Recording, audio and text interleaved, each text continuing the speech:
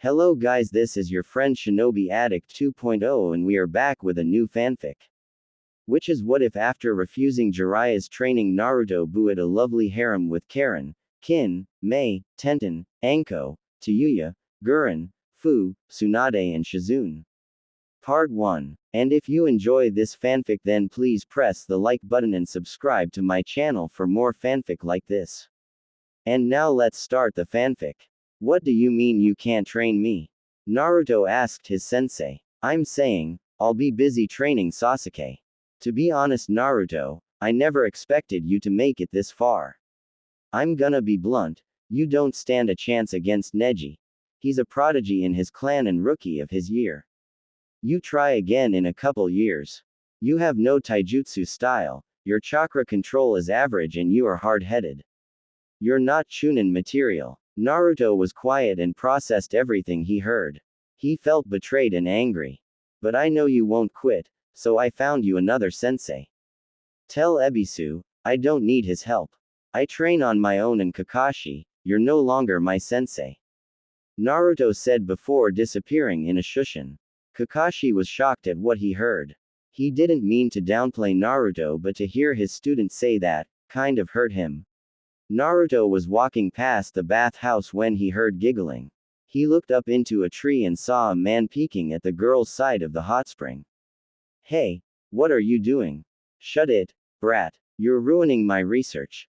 The man said. Your research? You're just a pervert. Ladies, there's a pervert here picking on you. Naruto before leaping on the branch and kicking Jiraiya in the spring. Naruto chuckled and proceeded to walk away.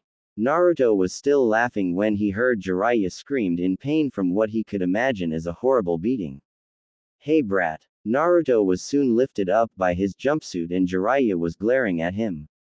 What was that for? You're a pervert. Naruto said. I'm not just a pervert, I'm a super pervert. Jiraiya said, dropping Naruto. Whatever, who are you anyway? Naruto asked. Who am I? The girls scream in joy when they hear my name. I'm Jiraiya the gallant and toad sage. Jiraiya introduces himself while doing a silly pose. Naruto's eyes widened. You're one of the Sannin. You're the one who trained the fourth. Jiraiya smiled and nodded. That's right, there was no one else like him. The best of the best. Can you train me too? Oh, can you remove this seal? The snake Tem put this on me. Naruto said, lifting his shirt. Jiraiya nodded. Alright, but this might hurt. 5-prong seal release. Jiraiya slammed his fingers on Naruto's stomach, Naruto clutching his stomach in pain and glared at the man. I told you it will hurt. Now how about we meet tomorrow and start your training? I'll drop by later after I talk to sensei. Quote. Naruto smiled at this. Great. See you later Ero Sennin. Naruto said, running to his apartment. Please, anyone, help me. I don't want to be sacrificed. Kin was being chased by Sound Nin after she found out she was going to be used for a sacrifice for her master or former master. Kin failed to kill Sasuke and lost to the Nara in the preliminary round. Orochimaru said she would be useful and thanks to her enhanced hearing, she found out about his plan.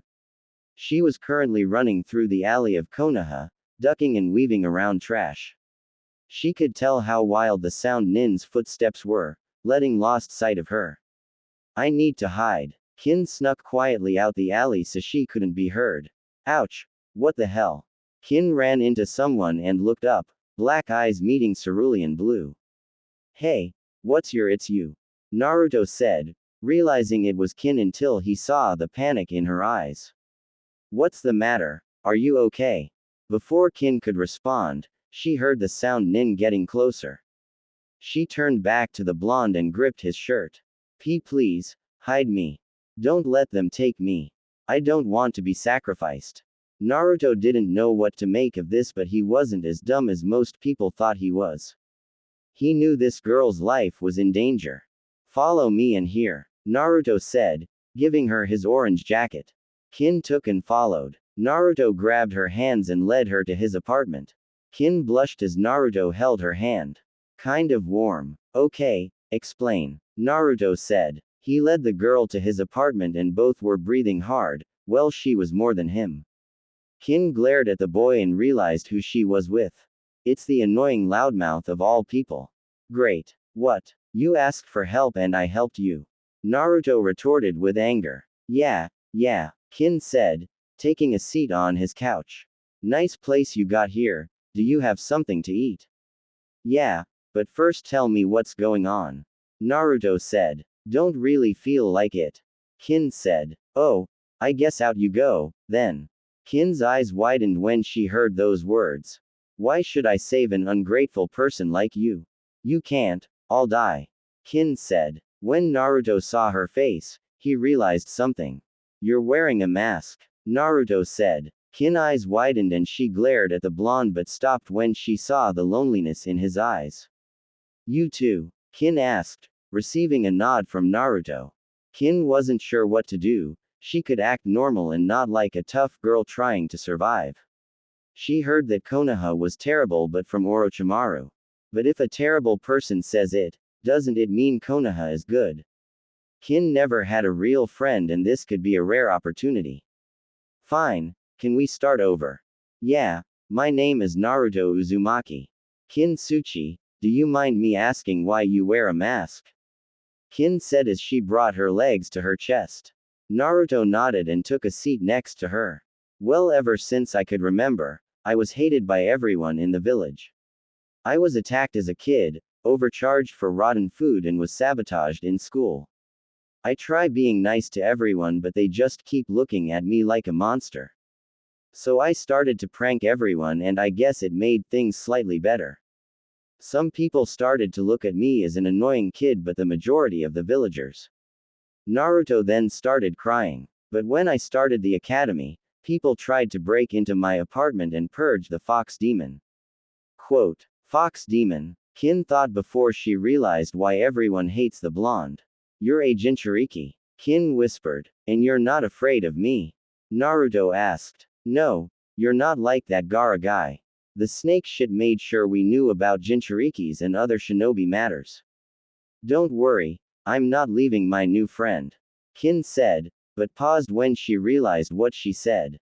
We're friends? Naruto asked. I mean sure, I mean you are an alright person and, Kin paused when she felt something grab her hand. She looked at Naruto and for the first time, she saw him smile with his eyes open. His real smile. No mask, Kin-chan. When it's the two of us. Naruto said. Kin was quiet and slowly nodded. Right, Naruto-kun. So what's your story? Naruto asked. Kin sighed and laid her head on Naruto's shoulder. Not much, I was an orphan and found by Orochimaru. He said he could make me strong but I realized that was a lie the moment I saw how small the sound villager lair was, I was doomed. Every kunoichi he made learned genjutsu unless they had a bloodline. When I met the two dipsticks, they started to abuse me because they were modified and assumed I was weak. That's when I decided to wear a tough girl mask. Naruto nodded. Did you have anyone? Well, my friend Tayuya. She is one of his elite nin but she despises everyone there. She looked out for me, from time to time. Wait, that's where I heard your last name from. You're from the Uzumaki clan. Kin said, making Naruto's eyes widened. I'm from a clan, but no one ever told me. Naruto said, it's weird, I could be wrong.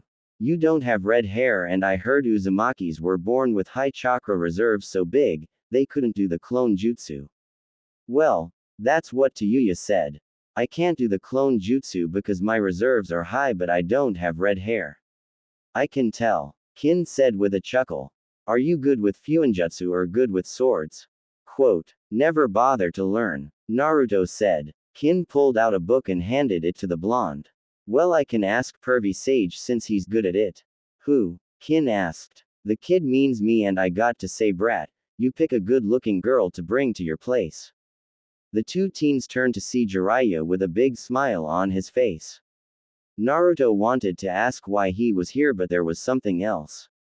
Jiraiya-sensei. Jiraiya was shocked when he heard this. I see you are showing me the respect I reserve. Quote, and you might keep it if you're honest with me. Naruto said, shaking in fear. Jiraiya was curious on what Naruto meant but waited. Am I part of the Uzumaki clan? Jiraiya gasped. He wanted to deny it, but looking how fragile the blonde was, he decided to come clean. Sigh, yes you are. You weren't supposed to find out until you made Chunin unless you figured it out. I see, and by you not telling him, Naruto-kun wouldn't have made Chunin and you could die with the secret, Kin deduce. Jiraiya looked at the girl with a confused look. What do you mean? Kin looked at the toad sage, matching his expression. Well, since you hid Naruto-kun's clan status, he couldn't learn his clan's fighting style. From what I learn, clans have a certain taijutsu style and sometimes, ninjutsu style that ties to them.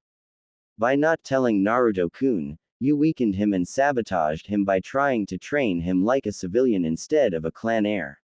Kin said. Jiraiya was quiet, thinking about what Kin said. He never thought of it like that and he was ashamed since Konoha had more clans than any villages. Well, that's the Hokage mistake and I'll let him know. But we should focus on how to train you. Naruto nodded. And how are you going to train me?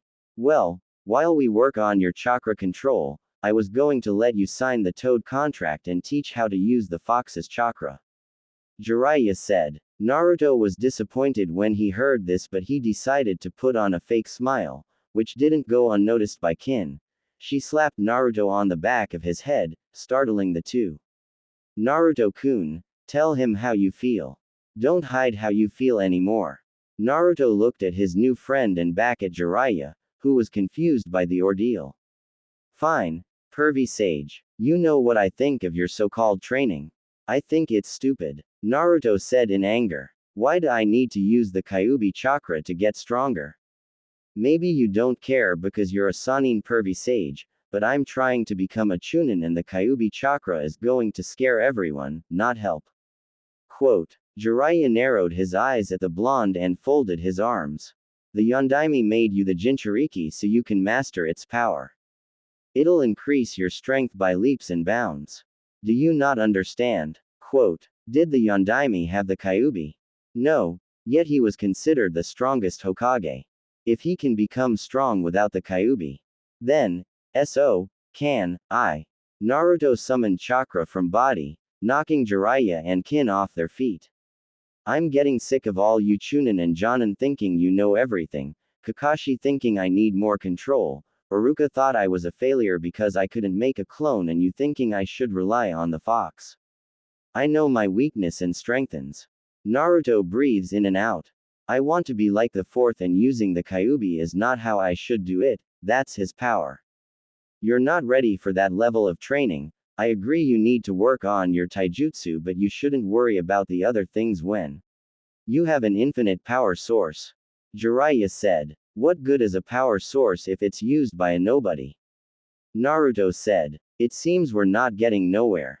Since you don't want to listen to me, you can find someone else to train you. Jiraiya said before disappearing. Naruto was trembling with rage. Naruto-kun, I'm sorry. No, you were right. I need to do things the right way. Naruto said. I felt it. The two turned to the door and saw a red-haired girl with glasses barged into his apartment. She turned to the source and smiled. Are you Naruto Uzumaki? Yeah. Who are you and why did you just barge into my apartment? Naruto asked, but was shocked when the girl glomped him in a hug. I can't believe I found another one. Another what? Hello? Kin asked. Another Uzumaki. The girl said. Allow me to introduce myself. My name is Karin Uzumaki. I am from the Uzumaki clan. I heard you announce your name and I had to find you. Quote. I'm not alone, Naruto said with relief. Hey, I'm happy for you too. But we need to find some way for Naruto-kun to get stronger to beat Neji. Kin said. Well, if you're an Uzumaki, that means there should be some scrolls somewhere in this village. I mean our clan was secretive but they wouldn't let family leave the village without some scrolls. There has to be some in the village. Karin said. She has a point, if they hid your family, there might be some scrolls in the village somewhere. Kin suggested. Naruto was about to respond, but he was pulled into his mind. Why am I here? Because I called you here, brat. Naruto looked and saw a cage. As you know, I'm the Kyuubi and I believe I can help you. I admire what you said about using your own power instead of mine. Even though I can't stand you, you are still my host and you represent me. So, how are you going to help me? Naruto asked. I know who your parents are and where your heritage is, I will tell you where it is but you have to PR. Omise to train till you break, until you sweat and bleed. I'll offer you my guidance but that's all. Now leave before your mates worry, I'll tell you where it is but make sure not to get caught. Naruto opened his eyes and saw the two girls staring at him. Are you okay, Naruto-kun? Karin asked. Yeah, I think I know where to go. Naruto said, earning a confused look from the girls. Where are we? Kin asked, standing in front of a huge house. Naruto gave the girls a warm smile making them blush. This is Naruto-kun's real smile, all the time I've seen. This one feels warm. But why is he crying? His chakra is shining brighter than before. He's really happy, I like this feeling. Karin thought. Naruto looked at the girls then back at the house. According to the fox, this is my parents' house. Naruto said, with a hint of excitement. Karin and Kin now understood. Naruto being an orphan and finally learning about his parents. Let's go in. The girls nod without a word and follow the blonde inside. When Naruto touched the doorknob, seals appeared around the house and registered the blonde before unlocking. When Kin and Karin walked onto the steps, seals appeared on their bodies, freezing them in place. What? I can't move. Karin said. Me either. Kin said. Kit, wipe your blood on the seals on their body and add some chakra. They're not registered to be here. They need your permission. Naruto nodded and bit his thumb before wiping it on the seals and adding some chakra. The seals on their body started to glow and wrapped around their wrist. I'm sorry about that, I had to register you to let you in. Naruto said, walking up to the girls and looking at the seal. A security seal, a blood seal and an anti-burial seal. Oh, there's also a lock seal. Naruto said. How did you know about that? Kin asked. I guess you didn't know. Uzumaki have a mentality bloodline that allows us to break down, store, create and combine seals. That's one of the few reasons we were feared. Naruto-kun, you never studied or looked at a seal before, that's why you never noticed. I see, let's go inside. Naruto suggested as the two girls followed him. Naruto looked around and noticed a picture framed on the wall. When he walked towards it his eyes widened. My father is the fourth. Naruto muttered. Kin walked next to him in awe. You look just like him. How could your village not see it? They're clouded by fear. Karin said. They are blinded by their emotions and fear. Go down to the basement and look for a door that says Fuinjutsu. Naruto did as he was told and walked down the stairs. There were multiple doors in the basement with different labels. Fuinjutsu, Taijutsu, Ninjutsu, weapons, element manipulation and Genjutsu. Kid, let me talk to your vixens and I'll explain why I brought you here. Naruto blushed but allowed it. Naruto closed his eyes and opened it. Greeting vixens, I'm the Kyuubi and before you scream, I'm here to help you train. Kin and Karin looked at each other and back at the possessed blonde.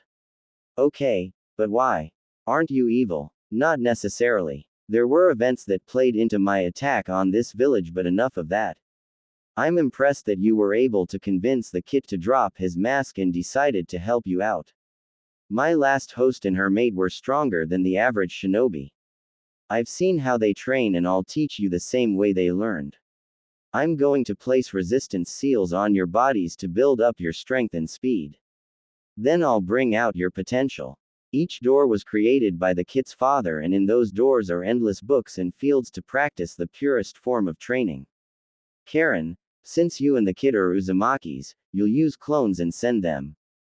Kin, how many shadow clones can you perform? About 5. Kin answered. Kyuubi Naruto nodded. Good, now in the element manipulation room, there should be some chakra paper. I want you three to find out your affinities and we'll go from there. Naruto, make a clone and let me take over it. It'll be easier on you. Quote. The three nodded. Naruto created a clone and they went into the designated room. Naruto opens the drawer and there is paper in it. That's it. Naruto passed some to the girls and the three poured chakra into it. Naruto paper split, one side got soaked in the crinkled. Karin paper was soaked on one side and the other turned to dirt. Finally, Kin's paper split and was surprised at the result. I'm surprised, each of you has 2 elements and the kid has 3. Why is it important for us to learn our affinity? Kin asked. Because I'm going to train you 3 each in the purest form of martial arts before the world was taint. Ed by ninjutsu and power. You might not realize but each affinity besides lightning is connected to a form of martial arts. Let's start with Kit, since your primary affinity is wind. The 2 types of martial arts that fit you are wind circle dance and shape will fist. Wind circle uses a circle and light movement that requires you to be behind your opponent and disappear from sight like the wind and palm strikes and light first jabs. Like the Hyuga, Naruto said, thinking of Neji. Yes and no, the gentle fist mixes water, earth, wind and lightning into one style. The Cuba saw the confusion on the 3 faces. They use palm attacks like wind but not their fist, they guide their opponent like water. The finger strikes are like lightning and are designed to take down their OPP opponent and earth to stay stationary.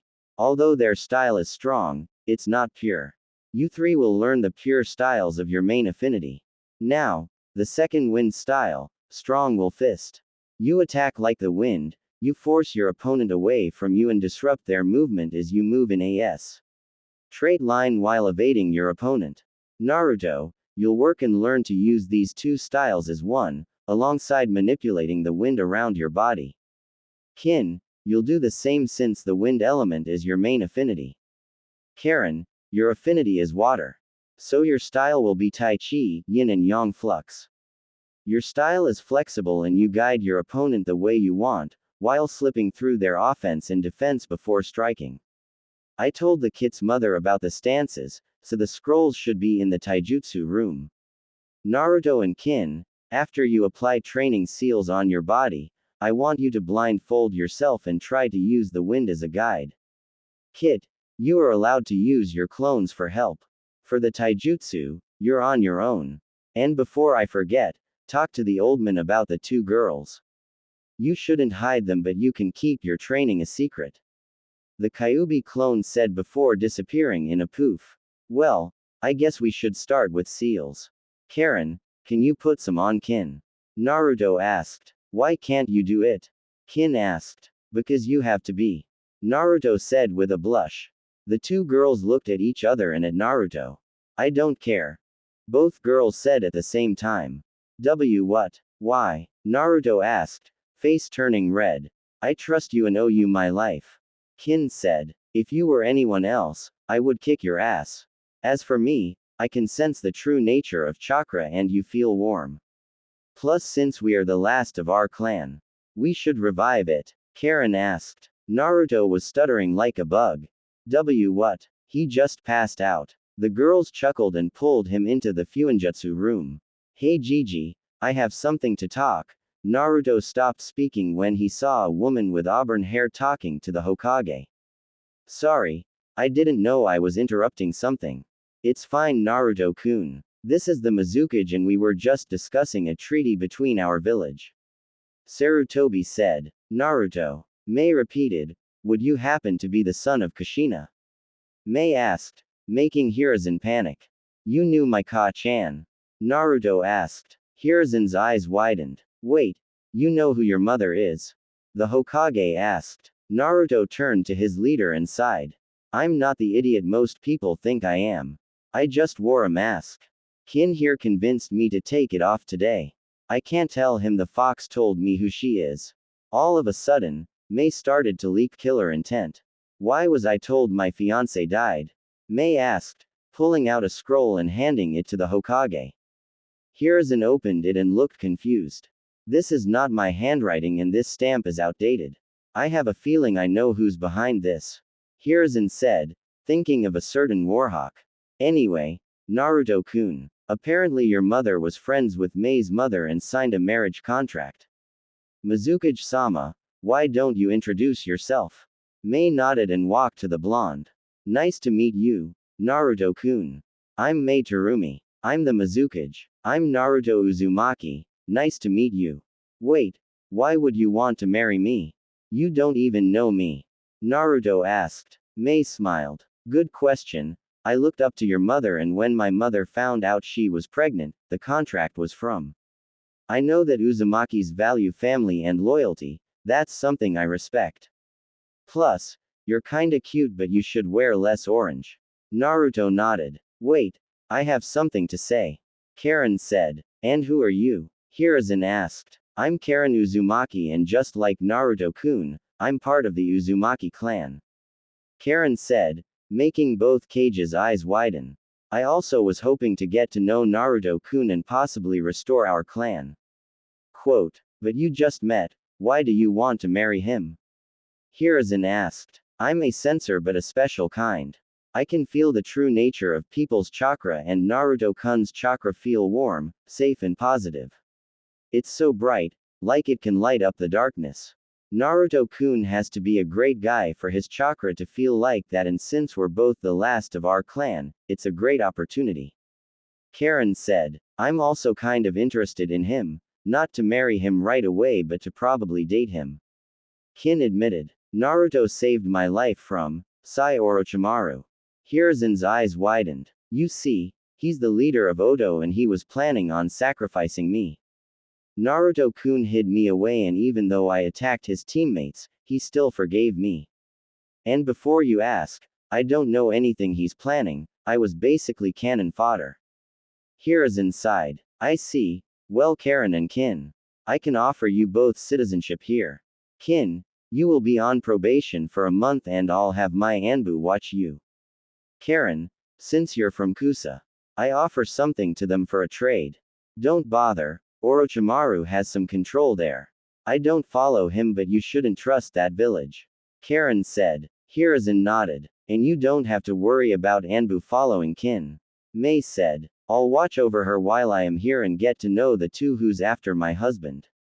Mei said. You three do realize that since Naruto-kun is the last of his clan, he's allowed to marry more than one woman. Hiruzen said. All four of their eyes widened and they looked at each other. I guess we have to get to know each other. Karin said. Wait, don't I get a say? Naruto asked. Naruto-kun. Naruto turned to his surrogate grandfather. If you refuse this, it could mess up the relationship between Kiri and Konoha. It'll be better for you to accept this. You can date more than one girl, so it shouldn't interfere with your love life. Just give it a chance. Quote. Naruto turned to Mei and the girls. Are you okay with this? Mei smiled. Thanks for the concern, but if I wasn't okay with this, I would have never brought it up. Mei said. Just to let you know. I'm also the Jinchuriki of the Kyuubi. Naruto said, seeing how the cage will react. And, Mei replied, I'm not going to hate you for that. Mei said with a warm smile. Naruto returned the smile and thanked her. Naruto-kun, why don't you head out while these girls sign some paperwork? I'll send them out when they're done. Naruto nodded and left the tower. When Naruto walked out the tower, he saw Sakura walking towards the building. Sakura-chan, what are you doing here? Naruto, I found you. I was hoping you and Sasuke could hang out tomorrow and get a break before your fight in 2 months. Sakura said. I hate to break it to you, but Hatake-san took Sasuke out of the village for 2 months to train him. Naruto said. I see. Wait, why did you call Kakashi-sensei by his last name? Sakura asked. Multiple reasons, but I can spare some time tomorrow. We can hang out for a bit. Where would you like to go? Naruto asked. Huh, never mind, Naruto. Just forget about it. Sakura said. What? But why? You just said you wanted us to hang out. Naruto asked. Just forget it, Naruto. Sakura said. Maybe next time. Quote. Naruto was about to drop it, but he remembered he wouldn't wear his mask. I bet by next time, you mean 2 months. Naruto said with a hint of anger. I said drop it, baka. Sakura said, glaring at the blonde. No. Naruto responded, surprising the Pinkett. Why do we need Sasuke to hang out with us, for you to hang out with me? Aren't we friends? It's not about you. Sakura retorted. No, it's always about Sasuke. With you and Hataki-san, I try to be nice and be friends with you three, but I get shit in return. Naruto said. Drop or I'll pound you. Sakura threatened. Naruto scoffed at that. Fine, you get one chance. Tomorrow at noon, I'll be at Ichiraku's with some friends. I hope you are there. Or what? Sakura asked. Or we're done. Naruto said, shocking Sakura. If you're my friend, you'll show up. Whatever. Sakura said, walking away. Naruto shook his head in disappointment. Wow, that was intense. Naruto turned his head and saw Mei, Kin and Karin. He smiled when he saw the changed headbands on the two genin.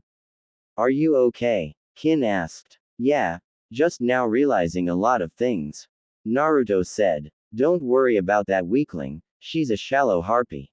If she doesn't show up tomorrow, she will lose a good friend. Kin said, walking up to the blonde and putting a hand on his shoulder. Naruto nodded and turned to the girls. Well, it's getting late. I got some empty apartments in the building.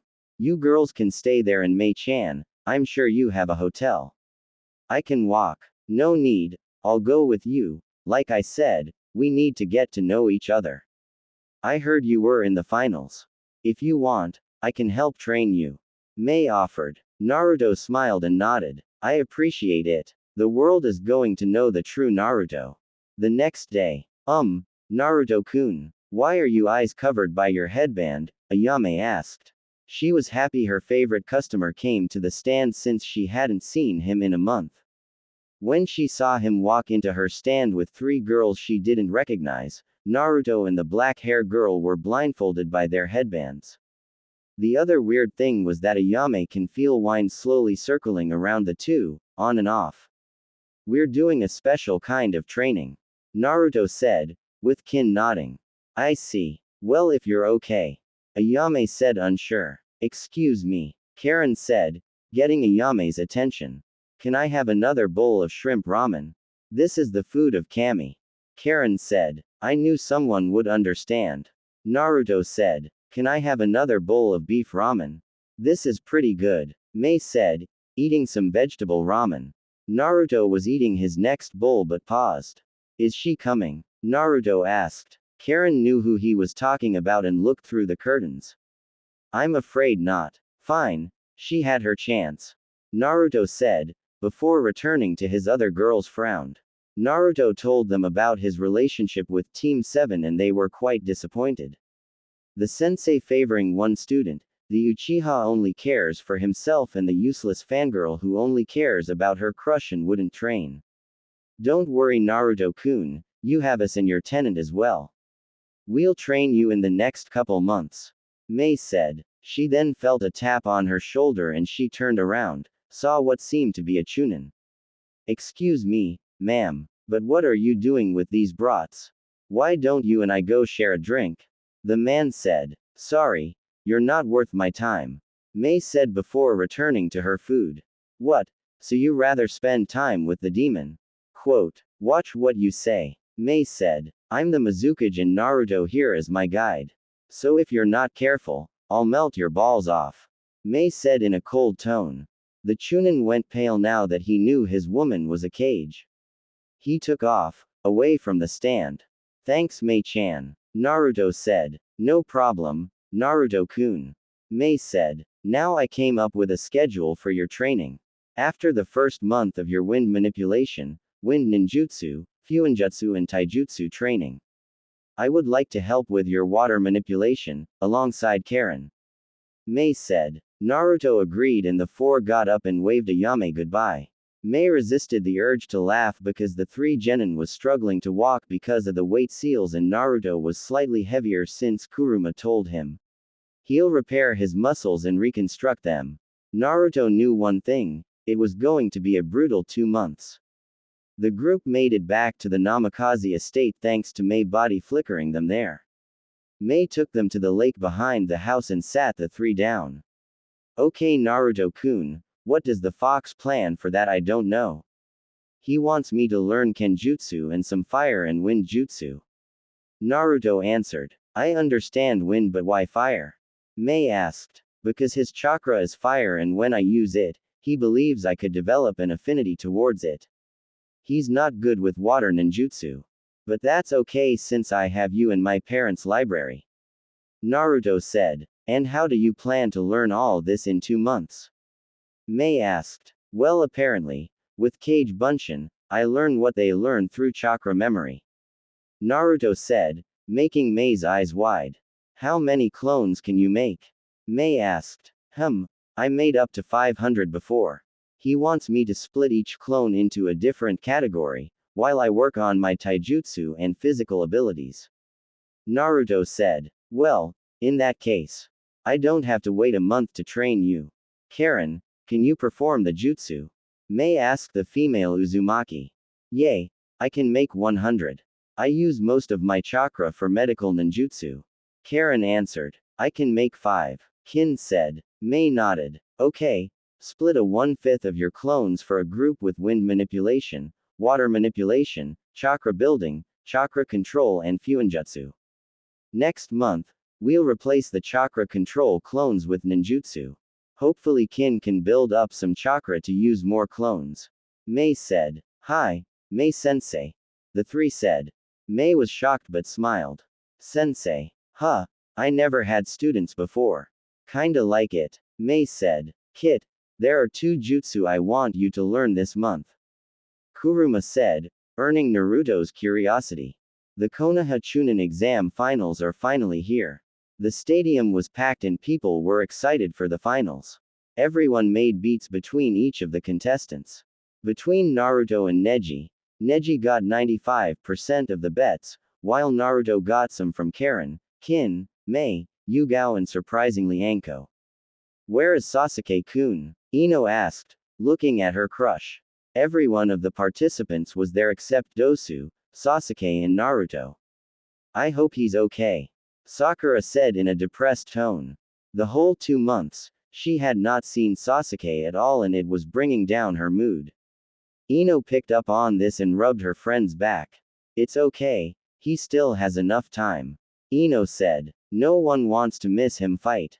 Sakura nodded. Yeah, you're right, I know I am. Besides, we should cheer for Naruto.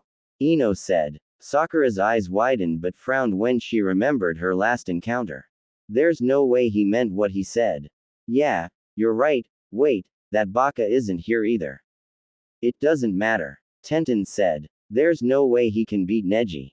Neji is a genius. Kurenai glared when she heard Neji's name. For what he did to her surrogate daughter. She was betting on Naruto and hoping the blonde humiliated him and trained hard enough to do it. Naruto, where are you, troublesome blonde? Shikamaru said to himself. It was not like Naruto to miss a match. He had faith Naruto would make it, but he was wondering how he would do against Neji. It looks like the failure ran. Neji said. He wouldn't have stood a chance anyway. Gaara frowned since he couldn't find Sasuke or Naruto, especially after the event in the hospital room. The blonde seemed different, but he would die nonetheless. Tamari was scanning the opponents and she wasn't afraid of anyone but Gaara, but the invasion would have begun when she matched up against him. Hiruzen looked at the Kazekage and smiled. I'm glad you could make it, Kazekage-sama. Hiruzen said. Thank Hokage Dono. The Kazekage looked over and was surprised to see Mei. And who is this? Mei smirked because she knew who the Kazekage really was. Pleased to meet you. My name is Mei Terumi and I'm the Mizukage.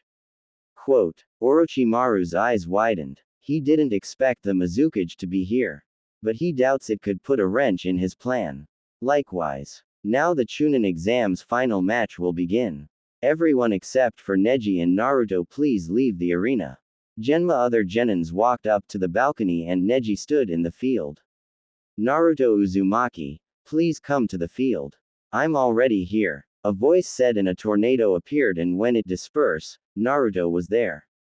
He was wearing a white jacket with black stripes and black cargo pants with white lines going down and a black muscle shirt underneath. He wasn't wearing his headband on his head but around his neck. He went from 4.9 to 5.2 and his hair was spikier and had bangs on the side of his face. The most noticeable thing was the bandages around his eyes. I'm ready to begin, Genma-san. Naruto said, in a calm manner. Alright, what about you Hyuga-san? Neji nodded. Genma nodded and raised his hand. You may begin. Genma jumped back. Neji narrowed his eyes at Naruto. What is the meaning of this? Naruto tilted his head in confusion. What do you mean? The bandages over your eyes? Are you perhaps injured? Neji asked. No, my eye works fine but thanks for the concern. Naruto responded. Then why are you blindfolded? Are you insulting me? Neji asked with anger. Not really, I only take these off if my opponent is worthy. Naruto said, trying to rile up Neji. Please, you're a clanless nobody and blinding yourself made you even weaker. You will not win this fight, fate already dictate me the winner. Neji said with confidence. You'll be wise to surrender. I know every move before you'll make it. You can see the future. Naruto asked. So know my next move.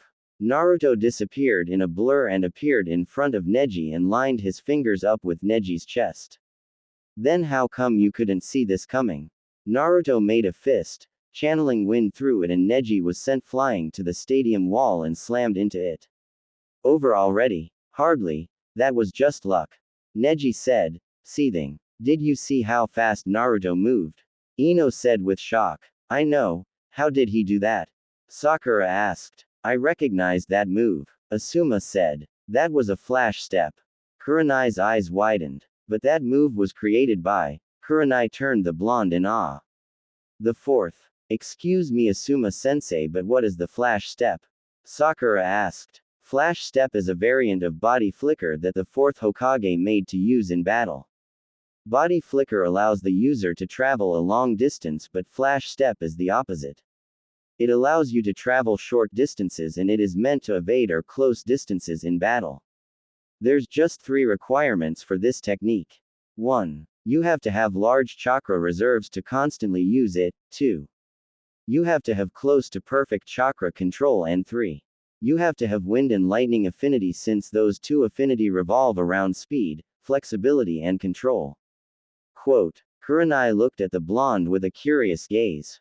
I see, so if Naruto knows it, that means have all 3 requirements. I gotta say that's impressive. But how? Naruto always had poor chakra control out of our team. Sakura asked. It's called training. Everyone turned to the voice and saw Kin, Karin and Anko. Sakura and Ino's eyes widen when they land on Kin. What are you doing here? Kin sat down, with Karin following suit. I'm watching Naruto kick Pale Eye's ass. And thanks to him, I'm a Konoha nin. I'm sorry but there's no way Naruto can beat Neji. He's a genius and Naruto from what I heard is a dead last. Tenten said. After all, Neji is from the Hyuga clan.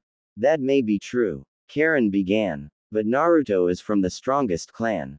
Karin said, confusing the genin but surprising the jonin, except for Anko. What are you talking about? Naruto is not from a clan.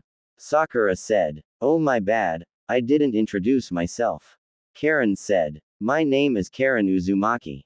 From the Uzumaki clan of the land of eddies. The genin was shocked and turned to the senseis. How come we were never told about this? Ino asked Asuma. Because of Naruto-kun, Karin said. Apparently the Hokage kept it a secret from him to protect him.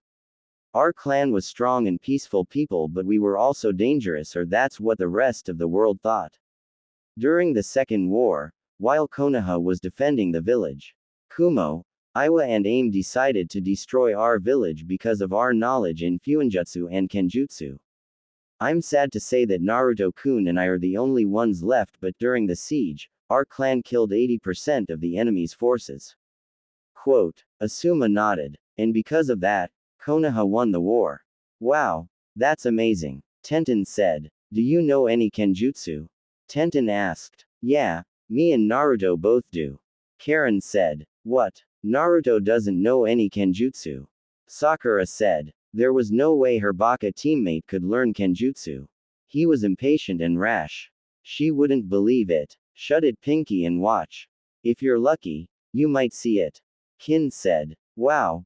Gotta say. Foxy looks good. Anko commented. Kin and Karin looked at each other and smirked. Neji climbed out the wall and dusted himself off. He charged the blonde with low Chunin speed. Naruto smirked and crossed his arms forward with palms out.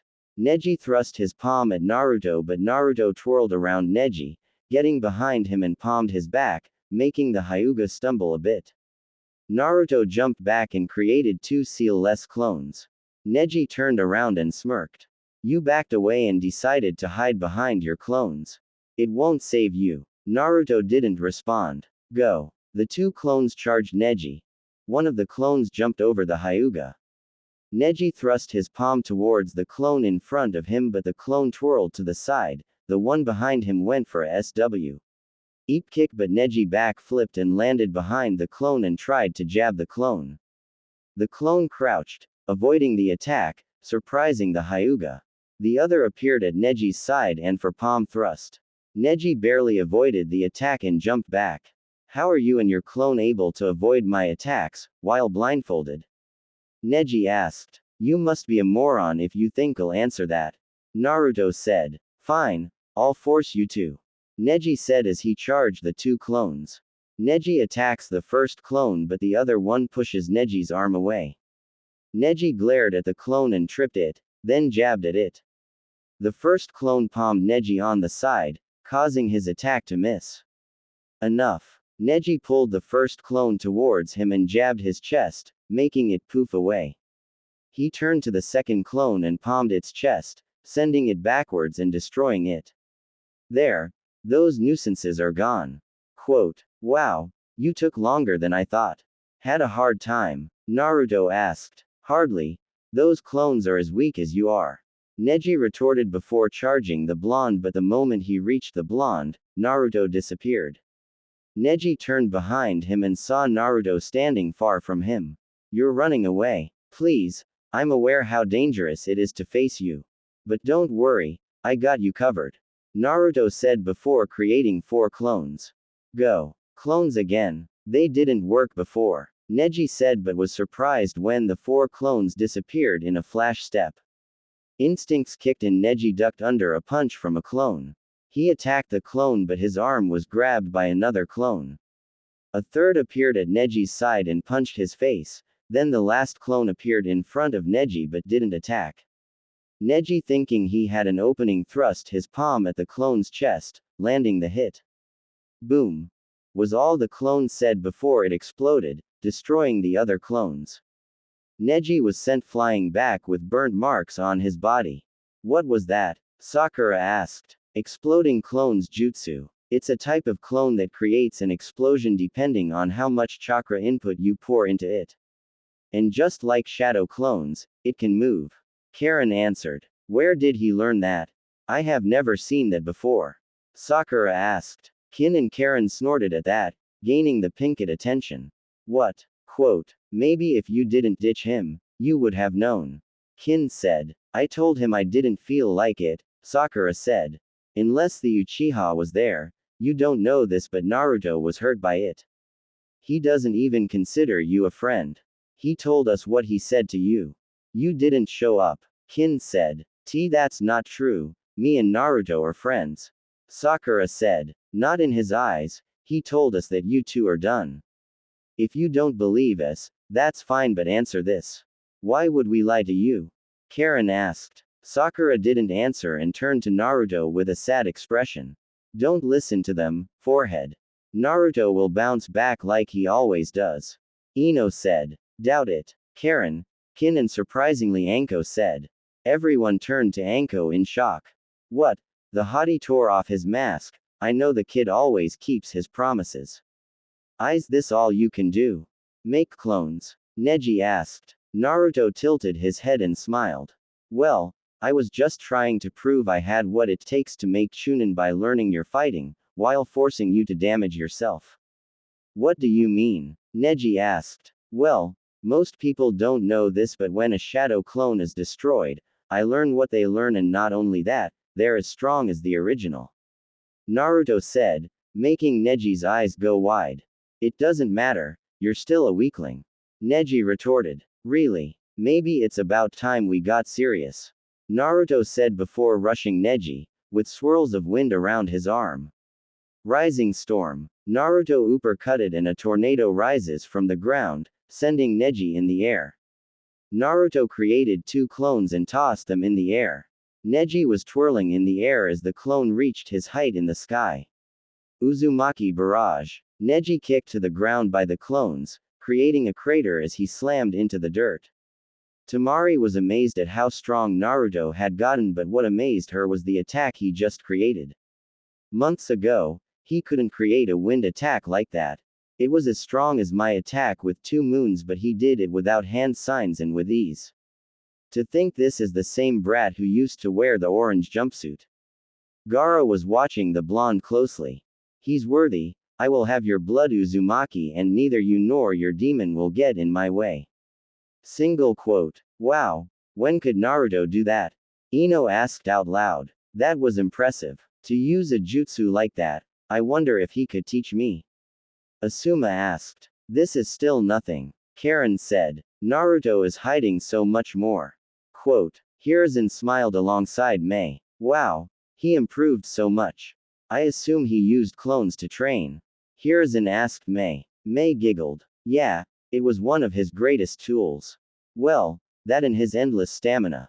I can't wait until we're married. Hey sensei. Am I late? Jiraiya asked. You got here in time. Hiruzen said. Jiraiya sighs in relief and turns to Mei with a lecherous grin. And who do we have here? Quote. I'm Mei Terumi, the Mizukage, and if you keep staring at me like that, I'll have to melt your balls off. Mei said with a scary smile. Sorry. Anyway, how's the Gaki Wo? Is that the shrimp? He grew up. Jiraiya said in surprise. The Cage was shocked that Jiraiya alongside Mei was here. First the Mizukage, now Jiraiya. I miscalculated. He thought as Hiruzen told Jiraiya everything Naruto did to Neji. To say Jiraiya was speechless was an understatement. Wow, I'm impressed. The Gaki was actually working hard. Now that he got some significant training, I can train him my way. Jiraiya thought. He didn't notice Mei analyzing him with a small smile. Neji got up out of the crater as Naruto walked close to him. Give up. Neji glared at the blonde and smirked. You're a fool to defy fate and a bigger fool for getting within my range. 8 trigrams. 64 palms. Neji got into a stance and began to strike Naruto rapidly. 2 palms, 4 palms, 8 palms, 16, 32 palms, 64. Neji didn't finish because Naruto exploded, sending him back. You should have paid attention, Naruto said, standing next to 2 clones. When I hit you in the air, I made a clone and left it below. He walked forwards and you didn't notice it was me. It doesn't matter, I'm going to win. Neji said, struggling to stand. Naruto shook his head and chuckled. Why do you believe in fate so much? The Hyuga clan's heritage of hatred. What people don't know is that the main branch of the Hyuga clan practices a secret ninjutsu, the curse-marked jutsu. So the Hyuga clan used fuinjutsu and branded it on the lower branch. Why? Naruto asked. The curse seal is like a cage bird, wanting to be free. By that mark, we are bound to a destiny we cannot escape. Neji took off his headband and revealed the mark on his head. I was branded with the mark when I was 4 years old, and on that same day, Kumo and Konoha signed a peace treaty and we celebrated. But it was a secret undercover mission. They tried to kidnap one of our clan's children to gain the Byakugan. That child was none other than Hinata-sama. When the Kumo nin got caught, he was put down by Hiashi-sama, but because we had no proof of the act, Kumo looked at it as treason and demanded an offering, or it would have been war. Instead of Hiashi-sama, he offered up his brother, my father, and he died that day because he was from the side branch. Because it was his duty, destined to serve the main branch, and that's why fate is absolute. We cannot escape it no matter how much we try or want to. The main branch can kill us at any time and use the fear to make us obey them or we die. Quote. Naruto closed his eyes and shook in anger. I understand your hatred for seals. More than you know. Naruto lifts his shirt, showing his seal to Neji. You see this? I'm tasked with a burden as well, and because of this, I was hated by the whole entire village even though my sacrifice was used. Day I was born to keep them alive. What's that seal? Neji asked. Naruto chuckled and shook his head. You know what? I would usually be scared to tell you since I don't like being hated as much as I already am, but since I made some friends who know of my burden and accept me, I guess I can tell you. Naruto said, looking at Kin and Karin, then at Mei, who all started to blush. On the day I was born, the Kyuubi attacked the village and caused a mass amount of destruction. You can imagine the fear and sadness that was created that day. In order to stop it, the Yondaime had to seal it away since it was unkillable. Guess where he sealed it? The genin all gasped when they heard this. So is Naruto the Kyuubi? Sakura asked in fear. Hardly. Karin answered. The Yondaime used a S-rank Reaper Death Seal to seal the fox away. Naruto-kun has access to its power but his mind is safe. How do you know that? Ino asked. 2 reasons. 1. My clan is an expert in sealing and Naruto-kun's mother taught the Yondaime. And 2. If he really was a demon, he would have killed everyone who ever mistreated him. Karin said. She's correct. People underestimate the power of Fuinjutsu, but those that were aware wiped out the Uzumaki clan. Out of fear. Anko said. I see. Too bad Naruto doesn't know any Fuinjutsu. I would love to see such techniques. Tenten said. Oh, he does. Kin said, gaining the weapon expert attention. He knows a lot more than what he is showing. Quote, are you saying, he's still holding back? Ino yelled. What the village don't know was, that if I ever died or commit suicide, the Kyuubi would be free. The civilians gasped in fear when they heard this. They beat me, sold me rotten groceries, ignored me, called me a monster and sabotaged me in the academy. Even Iruka hated me for the first 2 years I was there. But I didn't give in, I kept trying to gain their acceptance.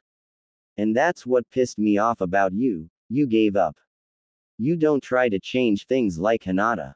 No, you took all your anger and hatred, and threw it at her. You said you were meant to protect her, but guess what? By trying to kill her, you were trying to change destiny. Naruto narrowed his eyes at the Hyuga and smiled. But I believe you can change it, you are a genius and got the drive. Help Hinata unite the clan and prove to them that you're worth a damn because unlike me, you are not a failure. Quote, Neji was speechless and gave a smile. If you can win this match, I'll give you my word I'll change. Then I guess I better win. Naruto said before clapping his hands together. Here's one of my own creation, wind style, cyclone dance. 5 tornadoes formed from the sky and went toward the Hyuga. Rotation. Naruto started to spin in rapid speed as the tornadoes collided with his defense techniques. Can't hold, Neji said. He was still in pain from Naruto's earlier attacks. Soon he was overwhelmed and the 5 cyclones became one and he was in it, taking multiple cuts. Time to end this. Cyclone dive. Naruto said as the tornado shot in the air with Neji in it and dove to the ground, slamming Neji in the process. Neji coughed up blood and couldn't move. I guess I lose, Neji said, looking up to the sky. The winner of the first match. Naruto Uzumaki. The crowd cheered. Naruto turned to Mei, who winked at him. Hiruzen gave him a nod of approval and Jiraiya just smiled.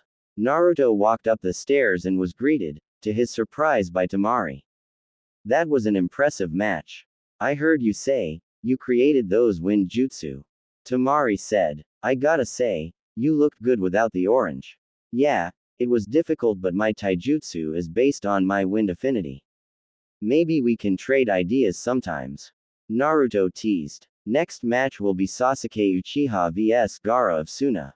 Naruto snapped out of his thoughts and looked towards the arena. Gaara stood in the middle, irritated. Naruto rubbed his temples and shook his head. Not happening, Naruto said. Temari looked at her fellow blonde in confusion.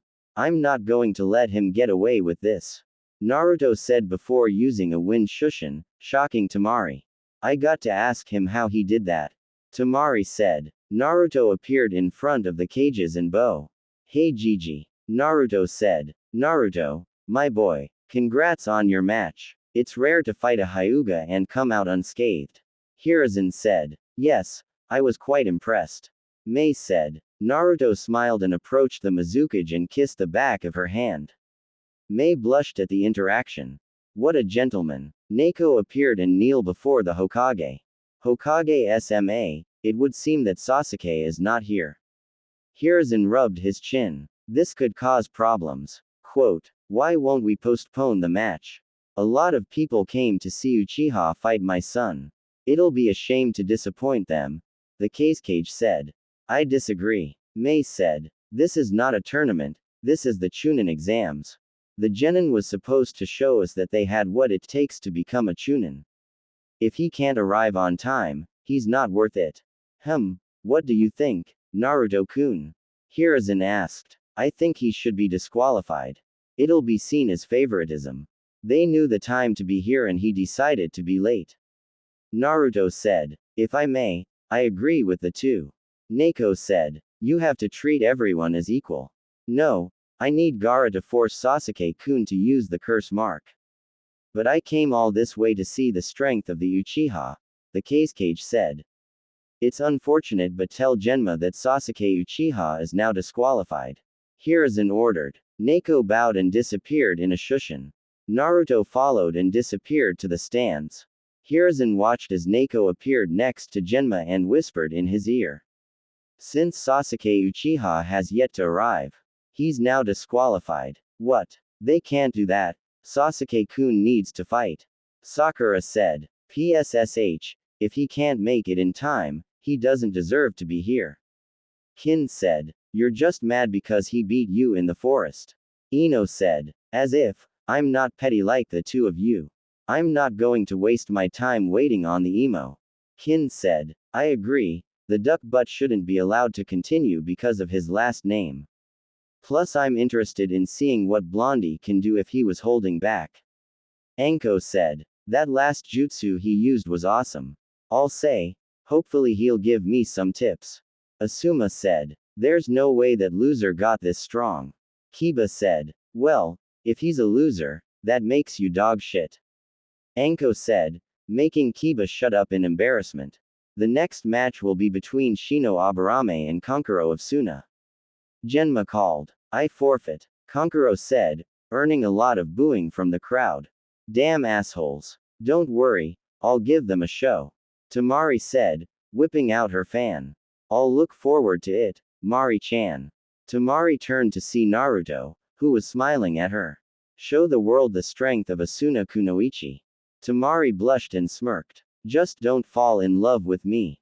Temari before throwing her fan. Or on second thought, do. Temari jumped on her fan and glided down, while winking at Naruto. Naruto walked towards Shikamaru when he heard him say he was about to give up. Naruto pushed him down into the arena. When Shikamaru landed on his back, he glared up at Naruto. Don't glare at me, your mom could be in the audience. Shikamaru sighed and rubbed his head. Troublesome blonde. Fine, let's get this over with. Shikamaru said. Naruto chuckled and smiled to himself. Time to show everyone that the legacy continues. Fight is canon. Asterisk. Next match. Naruto Uzumaki vs Gaara of Suna. Quote. Gaara smirked sadistically and appeared in the arena in a swirl of sand. Where are you, Uzumaki? Mother needs your blood. Gaara said. Mei stood up and walked towards the edge and pulled out 3 tri-plonge kunai and threw them. Here he comes. Mei said, gaining the attention of everyone. The kunai land on the ground in a triangle shape. The older generation gasped when they saw the familiar kunai. In 3 orange flashes, Naruto appeared in the arena, wearing a white Hiyori with orange flame instead of red, wearing a gray vest underneath. Naruto Namikaze has arrived, he said, earning a gasp from the crowd. A lot of the females were blushing up a storm and eyeing him more than ever. Kin and Karin giggled a bit while retaining their blush. Now let's dance. Not only he's a wind user like me, He's a Jinchuriki like Gaara and a son of his village Yondaime. Well, every princess needs a prince and looks like I found mine. Tamari said. The Gaki a badass. He's the son of the Yondaime. Dang Kakashi up. Anko said. I wonder if I have a chance. Anko asked out loud. Kin chuckled. I put a word in for you. Kin said, gaining Anko's attention. Karin and I are already dating him and he needs to revive his mother clan. Who's his mother? Choji asked. Kushina Uzumaki. Karin answered. What? Kushina-sama is his mother. Damn, if I knew that. I would have put him on my team instead of Kiba. Kurenai said. Wow, forehead, I can't believe you have two amazing teammates. You know what? You can have Sasuke. Naruto is mine. Ino said. But. Hinata started. Don't worry, he's in the CRA. I'm sure he won't turn down two beautiful girls. Ino said. He will if we tell him no. Karin said. Naruto-kun is not going to hook up with just any girl. He doesn't want a fangirl or anyone who wants him for his status. And he told me how you treated him in the academy, Ino-san. At least he's not a pervert. Kurenai said. Naruto and Gaara were staring and smirking at each other. Uzumaki, mother wants your blood and she will have it. You will prove my existence. Naruto just chuckled. Listen Gaara, that's not how this is going to go down. We will fight like monsters, throw fist here and there, but the end result of this. Naruto summoned his mother's katana and unsheathed it, pointing at Gaara. You will be beaten up to a pulp, cut up with bruises and bathing in your own blood, face to the ground beneath my feet. I'm so turned on, Anko said out loud, making everyone blush. Gaara started to radiate K. And his eyes turned yellow. Naruto matched it and took off his bandages, revealing eyes turned crimson. Genma was about to start when a swirl of leaves appeared between the two Jinchuriki, revealing Sasuke and Kakashi. Are we late? Kakashi asked with an eye smile. Yo, Kakashi said with an eye smiled. Sasuke stood behind him, smiling in a calm way. You, move out the way.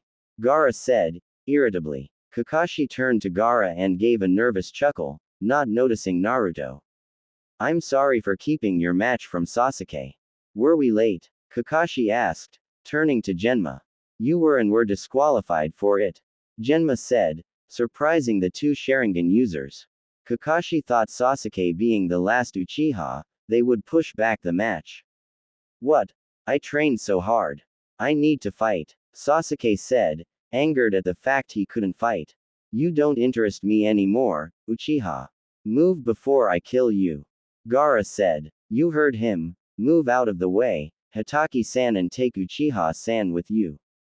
Kakashi and Sasuke turned to the voice and saw Naruto glaring at them coldly. Kakashi gasped when he saw what Naruto was wearing, it reminded him of his sensei. Dweeb, what are you doing here? This is my match, so leave before I make you. Sasuke threatened. You must be hard of hearing, you are disqualified. And get this through your skull, you are not the boss of me. Naruto said. Naruto, what are you doing here? Did you actually beat Neji? Kakashi asked. It's Uzumaki-san or Namikaze-san, to you. Now I have a fight to win. Naruto said. Kakashi was about to retort when he started to get booed by everyone. He grabbed Sasuke's shoulder and shushin away to the stand. Kakashi appeared in the stands next to his fellow Jonins. Can someone tell me what's going on? What exactly confused you, Kakashi? Kurenai asked. Why is Naruto fighting Gaara? Kakashi asked. Because the blonde hottie kicked Pale Eye's ass. Anko said. You weren't here, so let me fill you in. Foxy-kun appeared in the stadium with a tornado surrounding him, and after Neji tried to tell him about fate, Foxy spear punched him into the wall. After that, he used his clones to toy with the Hyuga and proceed to kick his ass, while using the clones to learn how Neji fights. After that, came more ass beatings and a super cool wind punch that sent the Hyuga into the air. Foxy then sent clones in the air and they axe kicked him into the ground. Neji got up and attacked Naruto thinking he caught him off guard, but he attacked an exploding clone. The ending was cool. Foxy summoned 4 tornadoes and they surrounded the Hyuga and engulfed him. Foxy then piled drive him WITH the tornado into the ground. And the best part, he did it blindfolded and didn't even get hit once. Anko said. What? He beat Neji without getting touched? Kakashi asked in disbelief. Yes, Kakashi, and according to the 2 girls here, Naruto was holding back. Asuma said. Kakashi looked ahead and saw Kin and Karin eyeing him. And who are you 2, if you don't mind me asking? Kakashi asked. I'm Kin Tsuchi. I would say nice to meet you, but that'll be a lie. Kin said. My name is Karin Uzumaki of the Uzumaki clan. Karin introduced, surprising Kakashi. And I'm upset about how you abandoned my fellow kin, but it doesn't matter now. How do you know Naruto was holding back against Neji? Kakashi asked. Because we trained with him. We seen what he could do and he has a lot more to show. Kin said. Enough talk, fight time. Anko said. Sasuke activated his Sharingan, preparing to copy any moves the blonde will use. Karin smiled when she saw Sasuke do this. They prepared for this and Sasuke was going to be pissed. Alright, are you 2 ready? Genma asked and the 2 nodded. Then you may begin. Gaara gourd pop opened and sand started to pour out. Naruto smirked at this and began to go through hand signs at a blind speed. Kit, since Gaara is Shukaku's chakra for his sand, use my chakra for the jutsu you're thinking about doing. Naruto nodded, summoning some of the Kyuubi's chakra. Uzumaki crying sky. Clouds started to cover the arena and it began to rain. Gaara seemed irritated and he sent some sand towards the blonde. Naruto smirked, noticing the difference in speed from Lee's fight and began to dodge as he approached his fellow Jinchuriki. Gaara started to use his hand to increase the sand speed, but it wasn't much of an issue for Naruto. As the blonde got close to Gaara, he used a flash step toward Gaara and aligned his fingers to Gaara's chest. Wind spear. He made a fist and a burst of wind struck Gaara, sending him tumbling to the ground. Come on Gaara, I know that's not all you got. Gaara stood up and cracks appeared on his body, indicating he was wearing his sand armor. Gaara gave Naruto a sadistic grin. You are worthy, Namikaze. You'll prove my existence. Gaara said, as he began to send sand into the ground. Naruto narrowed his eyes. Kit, he creating new sand to use. His guard is down. Naruto went through hand signs with one hand, surprising the crowd. Water style. Water shockwave jutsu. Naruto created a swirling water vortex and sent it to Gaara. I don't think so, I will have your blood. Sand cyclone. Gaara created a sand cyclone and sent it to Naruto's, both clashing trying to push the other back. Naruto eventually won and sent Gaara into the wall of the stadium. Wow, I got to say I'm impressed. Kurenai said. I'll say, to create rain with your chakra is amazing. He used the rain to slow down Gaara's sand and for his water attack. Asuma added. He didn't create it. Karin said, gaining their attention. He summoned it. It was one of our clan's jutsu. We can summon pretty much anything as long as it is manageable. The hand signs were used to pull the clouds in the air together and heat it up enough. He formed it, but the water was natural. Karin said, wow, the Gaki is amazing. Anko said before looking at the Uchiha, who seemed pissed. What went up you asshole and got you in a bad mood? I know. Kin said. He's upset that he can't copy Naruto-kun's jutsu because he's using one-hand signs. He prepared for that just in case he fought you. Anko started to laugh, making Sakura mad. It's not funny. Naruto better be lucky that he's fighting that Gaara guy instead of Sasuke-kun. Sasuke-kun would stomp all over him. Quote, yay right, I'll bet a month of dangos that the duck butt would get his ass handed to him, gourmet style and freshly served. Anko said, making Kin, Karin, Kiba and Kurenai laugh. By the way, who trained Naruto? Kakashi asked. I'm not telling you. Karin said. Me either. Kin said. But I'm his sensei, I need to know. Kakashi responded. That's not what I heard. Anko said, gaining the Cyclops' attention.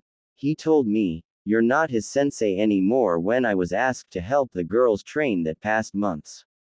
Anko said. Kakashi remembered his last encounter with the blonde and couldn't blame him for saying that, but he was hoping Naruto didn't mean what he said. But he was curious. The water jutsu Naruto just did was a jutsu from Kiri, and he was the only one who knew it since he copied it from Zabuza. "Do you need help, Gaara?" Naruto taunted. Gaara climbed out the wall and glared at the blonde before smiling. "Yes, this is what I wanted. You are strong and worthy in proving my existence. You're not the only one who can change the weather." Sand shower. Gaara sent sand into the air and sand started to rain from the ground. Naruto was confused until he felt something on his feet. He looked down and saw his ankles being surrounded with sand. He channeled wind chakra into his and burst out the sand and ran up the stadium wall. "Why do you run now? Are you scared?" "Hardly," Naruto said, giving Gaara a challenging smirk. "You just gave me a reason to go all out." Seals start to appear around his body, shocking everyone. Kai. The seals was destroyed and Naruto chakra level flew through the sky as cracks of the wall appeared under his feet. "What kind of seals are those?" the Cage asked. "I don't know," Jiraiya answered, ashamed. He was a seal master and he didn't recognize the seal on his godson's body. Hiruzen looked at Mei, who gave him a nod. "Since when did Naruto have seals on his body and what are they?" Kakashi asked. "That's a resistance seal," Karin answered. "One of Naruto's creations. He combined the chakra restriction seal and the weight seal conflux, putting it on his body causing him to hold back most of his strength." Quote. "Wait, so he was wearing those when he fought Neji?" Tenten asked. "Wow. Naruto might win against Gaara." Choji said. "I can't believe this, he was the dead last." Kiba said. "Now he's the son of two heroes, the strongest genin here and super hottie." Anko said. "We'll set up a date with you two." Kin said, gaining Anko's attention. "I like you. You feel like a lost sister to me." Anko smiled and put her arms around Kin. "Same here." Naruto unsheathed his mom's sword, which was onyx with a crimson edge, and pointed towards Gaara. "Let's go," Naruto yelled as he charged forward. Gaara summoned some sand and sent it forward towards Naruto. As they tried to grab Naruto, Naruto surrounded his sword with water and started to cut the sand like butter. "You have to do better." Gaara got angry and sent sand in all directions, to surround the blonde. "I've got you now." Severing stream dance. Naruto yelled as he cut through all the sand with slices of water and landed on the ground. He learned Kenjutsu as well. Kakashi said, flabbergasted. Flashback. "Damn, why are you betraying us?" Suna and Konoha are allies. Hayate asked, clutching his chest. "It's nothing personal, it's for our village and we can't have you spilling information." "This is goodbye," Baki said, preparing to end Hayate's life, but out of nowhere, something flashed in between the two in a bright orange light, then Hayate was gone. Naruto appeared at his house, looking down at Hayate. "Damn it, what's going on?" Naruto asked. "Don't worry, I'll get you to a hospital," Naruto said, taking to the roof. He was lucky that he was blindfolded today since Kuruma said he still needs to be used to the sun. "Naruto-kun." Naruto turned to his side and saw Neko, jumping beside him. She was tasked into looking for some sound nins to get information on Orochimaru, and she spotted the blonde. "What are you, Hayate-kun? What happened?" "He was attacked by a sand nin, I don't know why." Naruto answered. "I saved him before he was killed, but I need to get to the hospital." Neko nodded and grabbed the blonde's shoulder and disappeared in a blur. Few minutes later, Hayate was in a medical room as Naruto sat in a seat in the hallway. Yugao walked out the room, mask off, and she approached the blonde. "He's alive," was all she said before hugging Naruto. "I can't thank you enough for what you've done. You saved my fiancé. I'm glad he's alright, and I'm sure you would have done the same." Naruto said. "If there's anything I can do to repay you, just name it." Yugao said. Naruto was about to refuse until he saw Yugao's sword. Do you know Kenjutsu? Naruto asked, receiving a nod from the purple-haired girl. Do you think you can teach me and a couple of my friends? Flashback ends. Karin and Kin were happy that Naruto found someone who could teach them Kenjutsu to increase their arsenal, and seeing Naruto in action made them swell in pride. I don't get it, how did the dweeb get so strong? Sasuke asked. Kin scoffed at this. He wasn't ever weak, all his teachers were failures. Kin said with venom. Kakashi felt a sting at her word, but the girl continued. Plus, now that he took off his mask, he's done trying to make people happy at his own expense. Quote, what mask? Sakura asked. She's talking about an emotional mask, you brat. He used to wear a mask to hide his pain and put on a fake smile no matter the situation. Who was so afraid of being alone that he put up with every bullshit people spout his way? But now that he found people who understood him, he decided to show the world the real him. Anko said, smiling at the blonde. Are you telling me that every time he acted like an idiot and did something stupid, he was faking it? Ino said. He did it for attention because he wanted to be thought of as an annoying kid instead of a monster. But that Naruto is gone.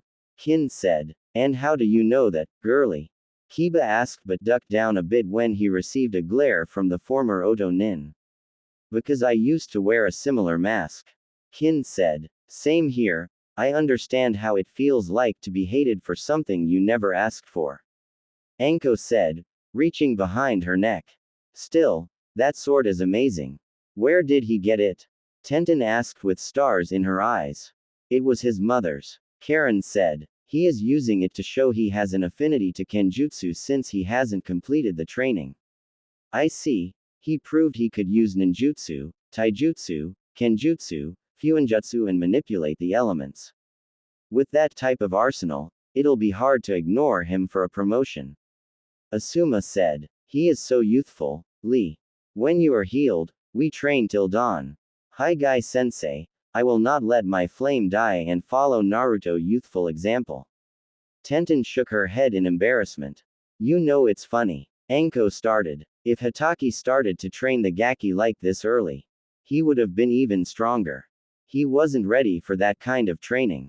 Kakashi said. Really? Because from what I'm seeing, it seems you're kissing the Uchiha ass. Anko said, receiving a glare from Sasuke. Anko noticed and returned the glare with some ki. Don't look at me like that, you fucking emo. I'm not one of your fans and I will turn you to snake food if you don't turn your head. Anko threatens, causing Sasuke to look forward. Hatake, you fucked up. Whoever trained Naruto did something you couldn't do in 6 months. Quote, well, whoever trained him should thank me. I prepared him for this. Kakashi said. Please, I heard of your training. Kin scoffed. All you did was teach him tree climbing and team exercises. Kakashi started to sweat as all the Jonin glared at him. Kakashi, did you not put any effort into Naruto-kun and Sakura-san? Kurenai asked. He was too busy training Sasuke-kun. Sakura defended. Sasuke needs to be strong to avenge his family. Quote, yeah, besides, the dweeb is useless. A clanless nobody. Sasuke said. Sasuke-san. You weren't here but it turns out Naruto-kun is the son of the 4th and Kushina Uzumaki of the Uzumaki clan. Hinata said. Sasuke's eyes widened when he heard this. Impossible. I don't believe that. Sasuke said. It doesn't matter if you believe it because it's fact. To claim something like that, you'll need evidence and proof. If the Hokage is allowing it, that means Naruto-kun has proof. Karin said. And don't worry, Hatake-san. When the exam is over, Naruto-kun said he was going to quit the team. So you can train the ass all you want. Kin said. What? Why would he quit our team? Sakura asked.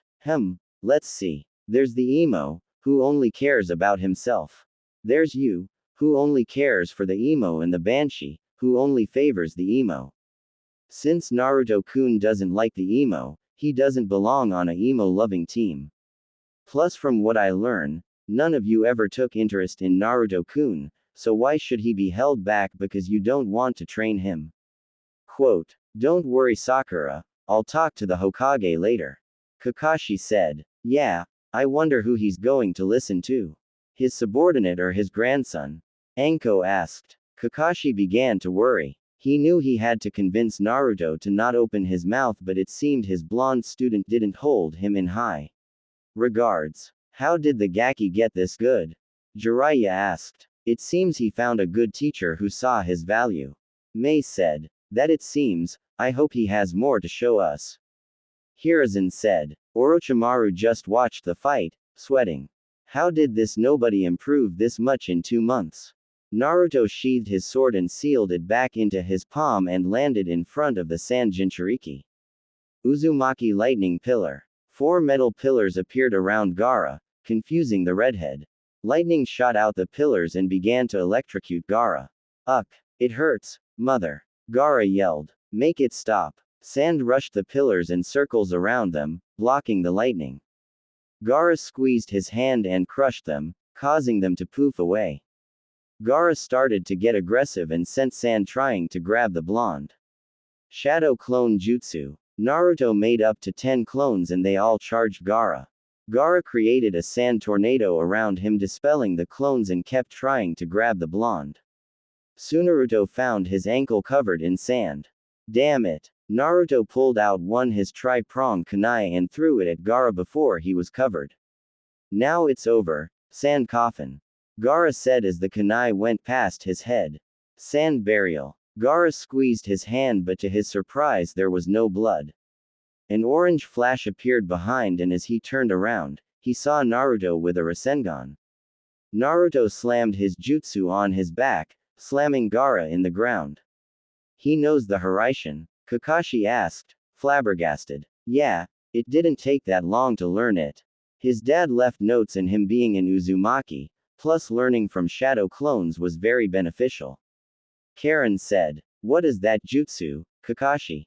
Sasuke asked in anger. It's the jutsu that gave the fourth the title Yellow Flash. It's the same one he used to wipe out an army in the Third Great Ninja War. Kakashi said. I'll get the council to tell him to teach it to me. Sasuke said. Won't work. Karin said, gaining the Uchiha's attention. Naruto-kun has it listed as a clan jutsu, so your council has no interference in it. Sasuke seethed at this. Naruto was getting stronger and he couldn't gain that power. You should see your face. Kin started. Yeah, you look like a baby. Anko added, both of them laughing. Mother, I need your help. Naruto narrowed his eyes and jumped back when sand started to surround Gaara like a cocoon. Kit, he's beginning the ritual to summon Shukaku. Stop him before he completes the jutsu. Naruto nodded and created a clone.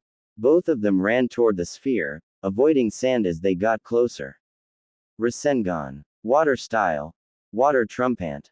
Naruto created a Rasengan as his clone formed water in his palm. They both combined the jutsu and struck the dome of sand, creating a huge water explosion. Gaara was sent flying out the sand and slammed into the wall. The clone dispersed, leaving an exhausted Naruto.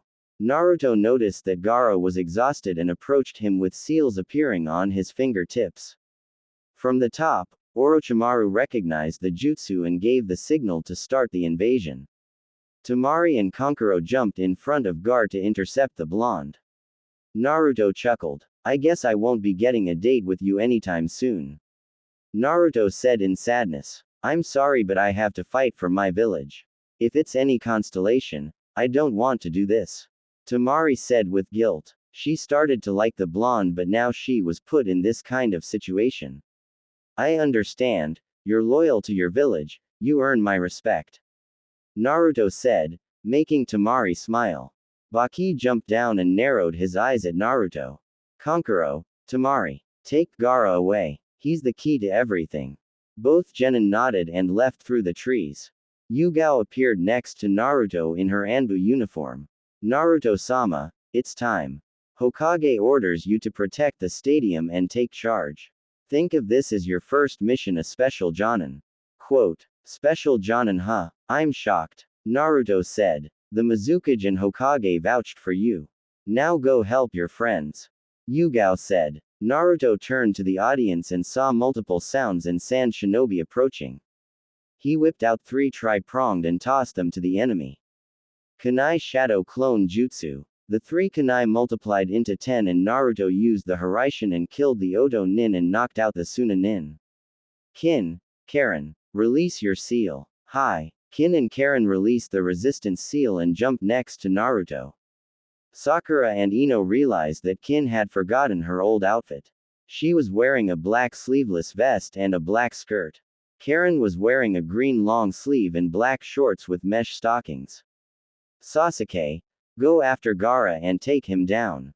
Kakashi ordered. Sasuke gave an arrogant smirk and proceeded to chase after Gaara. Naruto, I want. Can it, Hitaki? Kakashi turned to Anko, who was glaring at him. Foxy got his orders from Hokage. He's prepared. What? The Hokage? Kakashi responded. Naruto smiled and nodded. Alright, Karin-chan, Kurenai-san and Hinata. I want you 3 to head to the hospital and protect all the people that's there. Naruto ordered with authority. The 3 nodded and left for the hospital. Choji, you, Tenten, Asuma-san and Ino go and protect the academy. The 4 left for the academy. Kin-chan, Anko-chan and Neko-chan. Head to the cages and help. Kin, see if you can change your friend's mind then help defend the village. Quote, I will. Kin said before heading to the tower with Anko and Neko. Shino, Shikamaru and Sakura. We're going after Gaara and Sasuke. Shino, you'll take out Kankuro. Shikamaru, you'll take out Tamari and Sakura, you'll bring Sasuke back here. Naruto said. Naruto, wait, Kakashi said but shivered when he saw a glare from his student. No, you sent an unprepared genin with a huge ego to fight a Jinchuriki. I already prepared many countermeasures to beat Gaara but because of you, Sasuke might die. Naruto said in a cold tone. Naruto turned to his team and nodded. Let's go. Alright, Sakura said. She wasn't sure what happened to Naruto in the past 2 months but she knew one thing, he changed. Naruto led the group to follow Sasuke and to stop Gaara. Sakura was very uncomfortable with her situation. She and Naruto had split off from Shino and Shikamaru since Shino was fighting the puppet user and Shikamaru volunteered to stay back when Naruto picked up on several nin following them but had wasn't what made her uncomfortable, it was being alone with Naruto. He hadn't said a word to her at all and she was still thinking about the words Kin said. Naruto. Yes Sakura-san. Naruto replied, not even bothering to look at her. Are you mad at me? Sakura asked, hiding her shock when Naruto added san instead of chan. No, I'm not in fact. Naruto responded. Why do you ask? It's just, you don't act like you used to and I'm not sure how to feel. Sakura said as the 2 jumped through the trees. Get used to it, Naruto said, making Sakura look at him. I told you before that if you didn't show up, what will happen and you choose. And I have always been like this, I just hid my true feelings behind an idiot mask and acted like someone IW. Asn't to make friends but after meeting Kin and Karin, I realized there were people who accepted me. To be honest, I always thought our team was terrible. Naruto said, causing Sakura to flinch. We were uncoordinated, Sasuke was selfish, you couldn't see anything past him and Kakashi was not only lazy, he trained Sasuke more. He knew my dream was to be Hokage and he didn't bother to help me. He knew you needed more work with your dieting and physical strengths but he didn't do anything. When I asked for more training, he said I wasn't ready. When I asked to hang out with you 3, Sasuke would leave us alone, you would say no and hit me, and Kakashi would just disappear. So I decided not to act like a pushover anymore thanks to Kin-chan and Karin-chan. Also it made me happier that Anko-chan decided to help me during the 2 months. Naruto, I'm sorry. Sakura said. You have nothing to apologize for, you opened my eyes and showed me how important I was. Naruto said before his eyes widened and he sped forward and threw one of his kunai ahead and disappeared. Naruto. Sakura said and saw a flash of orange in front of him. Few minutes before, Sasuke hated to admit it, but he was having a hard time against Gaara and out of chakra. He used 3 Chidoris and only did minor damage. Not only that, but his curse mark was acting up. Gaara was standing across from him, looking like a hybrid of Shukaku with his left side transformed. What's the matter, Sasuke Uchiha? Is this all the strength you can muster? Naruto Namikaze did way better than this. Sasuke gritted his teeth at the remark. The dweeb is nothing like me. I know, he's much stronger. And now I'm done with the appetizer. Now die, Gaara said, charging the Uchiha. There's got to be something I can do. Sasuke thought, looking around until his eyes landed on Temari, making him smirk. She'll do, Sasuke thought while building up the last of his chakra. Temari was terrified, looking at her brother. She wished there was something she could do, but she wasn't stronger than Gaara, but she still believed her little brother was inside there. She was knocked out of her train of thoughts when she found herself in front of her brother. The Uchiha switched places with me. Temari thought before she panicked as Gaara closed in on her. The Uchiha ran, but you'll do, Gaara said, preparing to kill his sister. Right as he was about to end her, a familiar kunai appeared in front of him, and in an orange flash, Naruto appeared and kicked him in the face, away from the Suna Kunoichi. Naruto landed next to Temari and picked her up bridal style and jumped back a few branches. Are you okay, Mari-chan? Naruto said with a concerned look. Temari wrapped her arms around Naruto and hugged him. Thank you for saving my life, Naruto, Sakura called, landing next to the blonde. Why did you save her? Her village is attacking ours, you should have let her die. Quote, Naruto turned to Sakura with crimson red eyes, scaring the pinkett. Shut it, if you were paying attention. You would have seen Orochi Tem taking off the cage robe and face. Plus I sensed him there the whole time. He most likely tricked Suna. This war is pointless, and if I save Mari and the other Suna nin, we can re-establish our relationship. And last, I will not let her or anyone die if I can prevent it. Temari was touched by this and also shocked to hear Orochimaru taking her father's place. If he was telling the truth, that means her father was most likely dead. That explains why he's been joyful.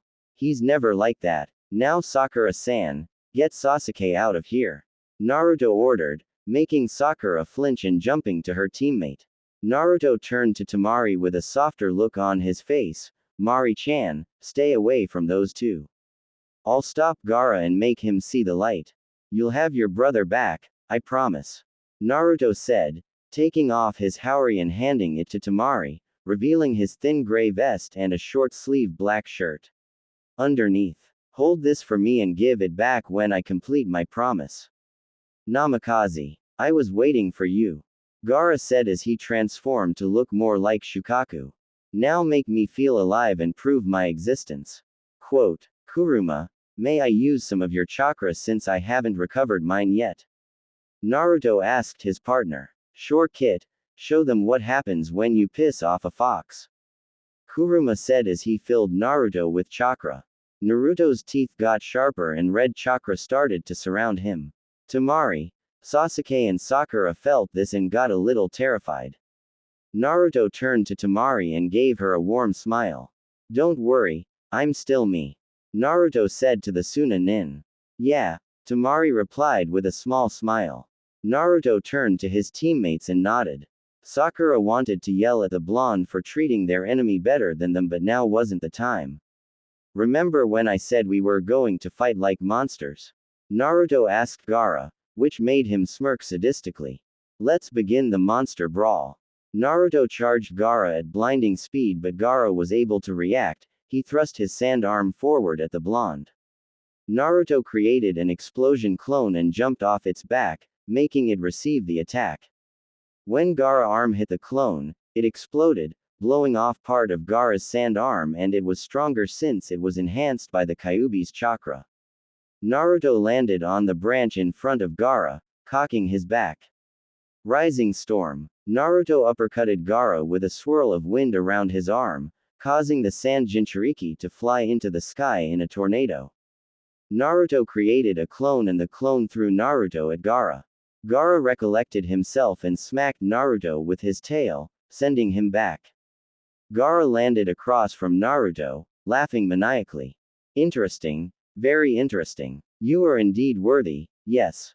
Let's keep going. Sand devastation. Gaara sent out a blast of sand from his mouth at the blonde Jinchuriki. Water style. Water wall. Naruto shot out a wall of water from his mouth, meeting Gaara's attack head-on. I'm not done. Sand shuriken. Gaara produces sand shurikens from his body, hitting the blonde. Naruto was sent back but collected himself. Is that all you have to offer? Not even close. Shadow clone jutsu. Naruto created 100 clones which were enhanced by the Kyuubi's chakra. They all ran towards Gaara and began to pound him endlessly.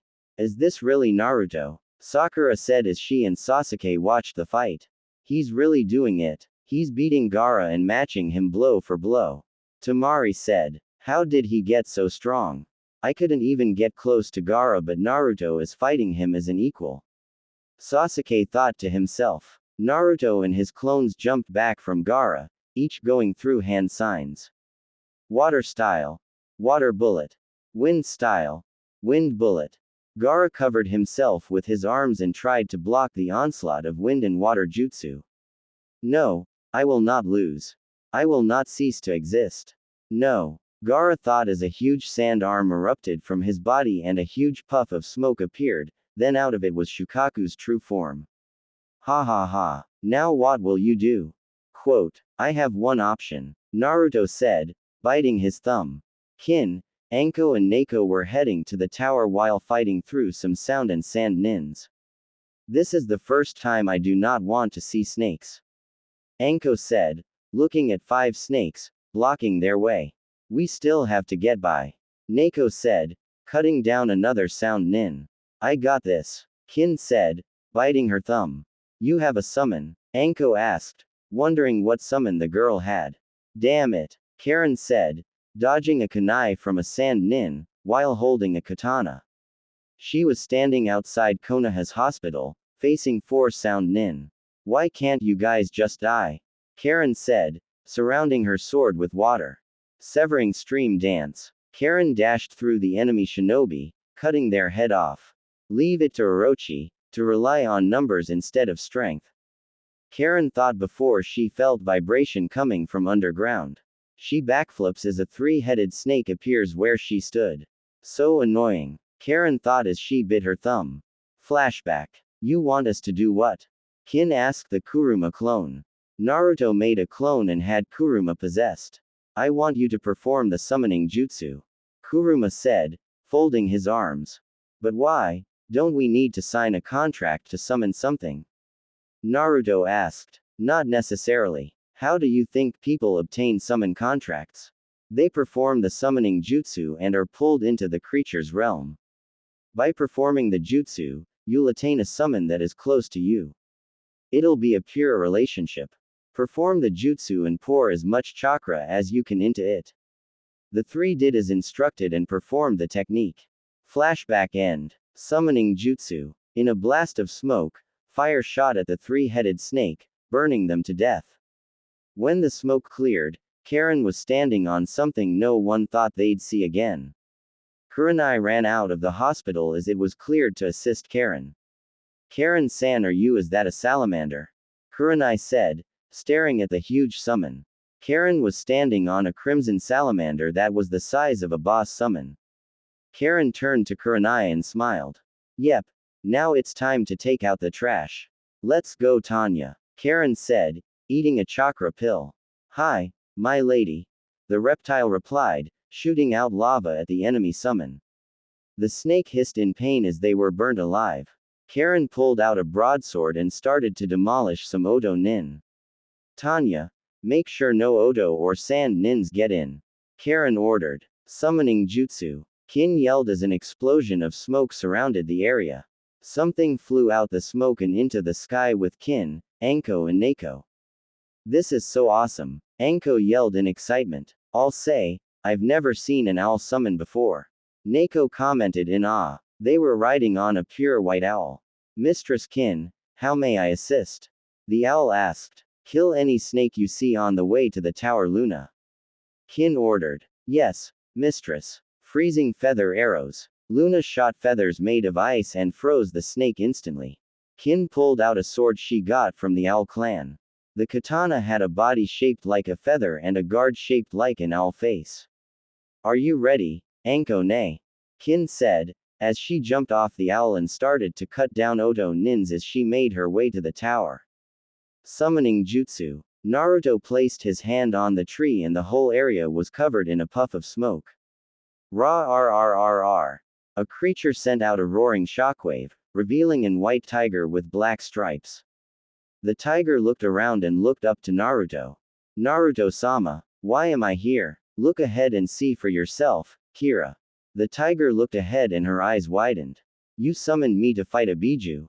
You really are exciting. Kira said. I know, let's go wild.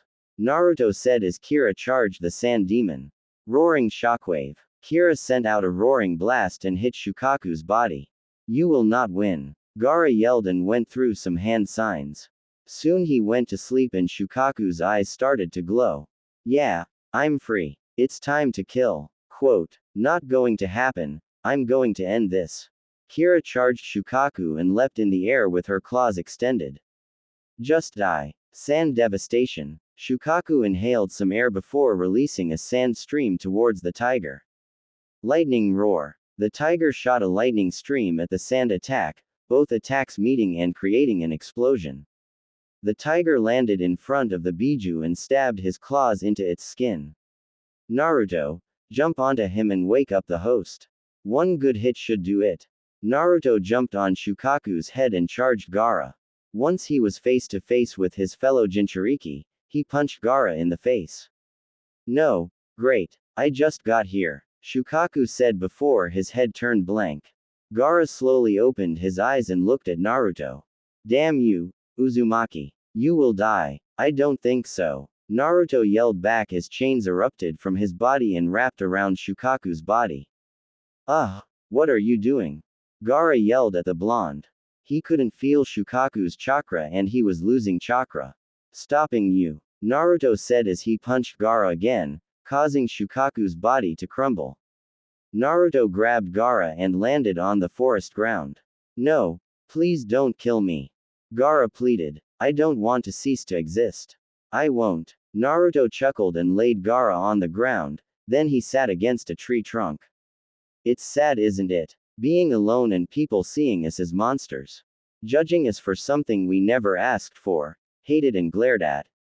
So you do understand, but how come you are not like me? Gaara asked. I'm not sure. Naruto said. Maybe because I found people who care about me, even though I'm a Jinchuriki. Naruto said, thinking of Kin, Mei and Karin. They accepted the real me and I'm willing to protect them at any cost, even if I have to kill you, but hopefully we can be friends instead. You're willing to be my friend? Gaara asked. Of course, I think you're the only person who can understand me the most and think of it as a new start. Naruto responded. Is that why you are so strong? Because you fight for those you love? Gaara asked. Naruto smiled and nodded. Friends, all like that. Gaara. Temari called as she and Kankuro landed near them, preparing for a fight. The two knew they couldn't defeat Naruto and Temari didn't want to fight the blonde if she could avoid it. Go ahead and take him. Naruto said, surprising the two.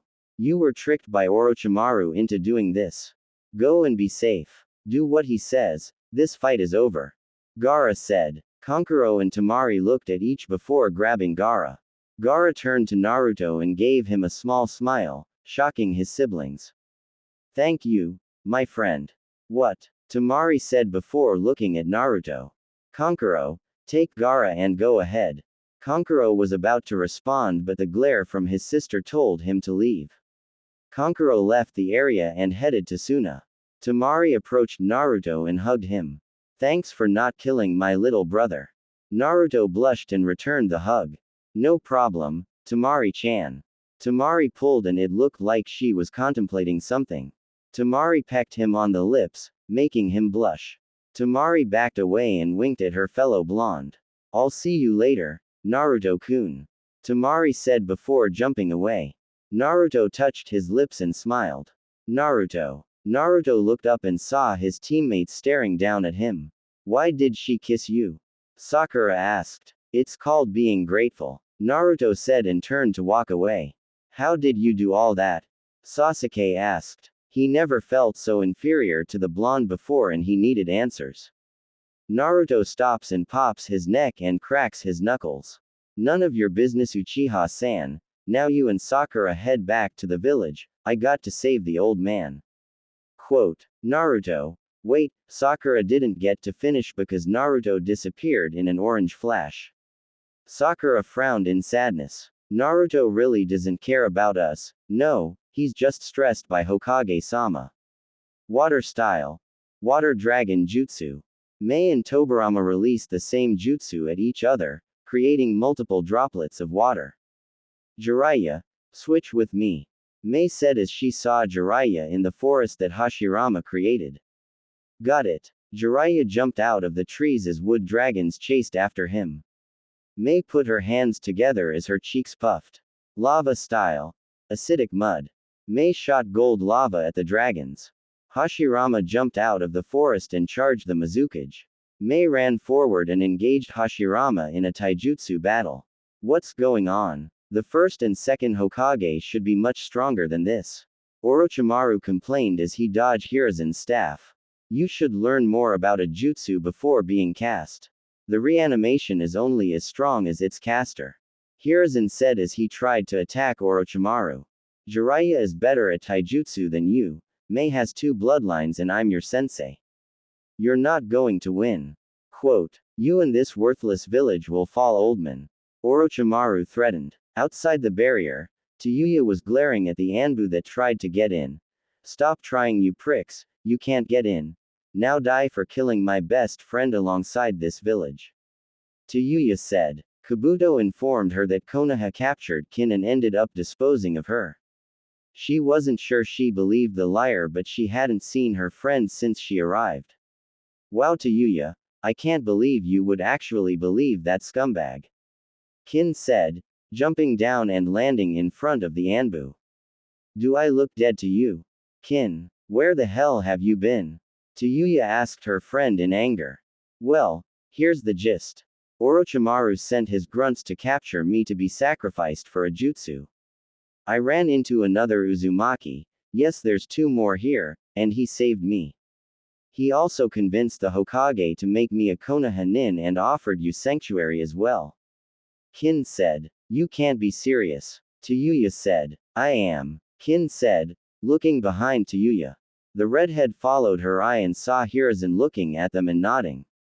Tayuya turned to Kin, who was giving her a warm smile.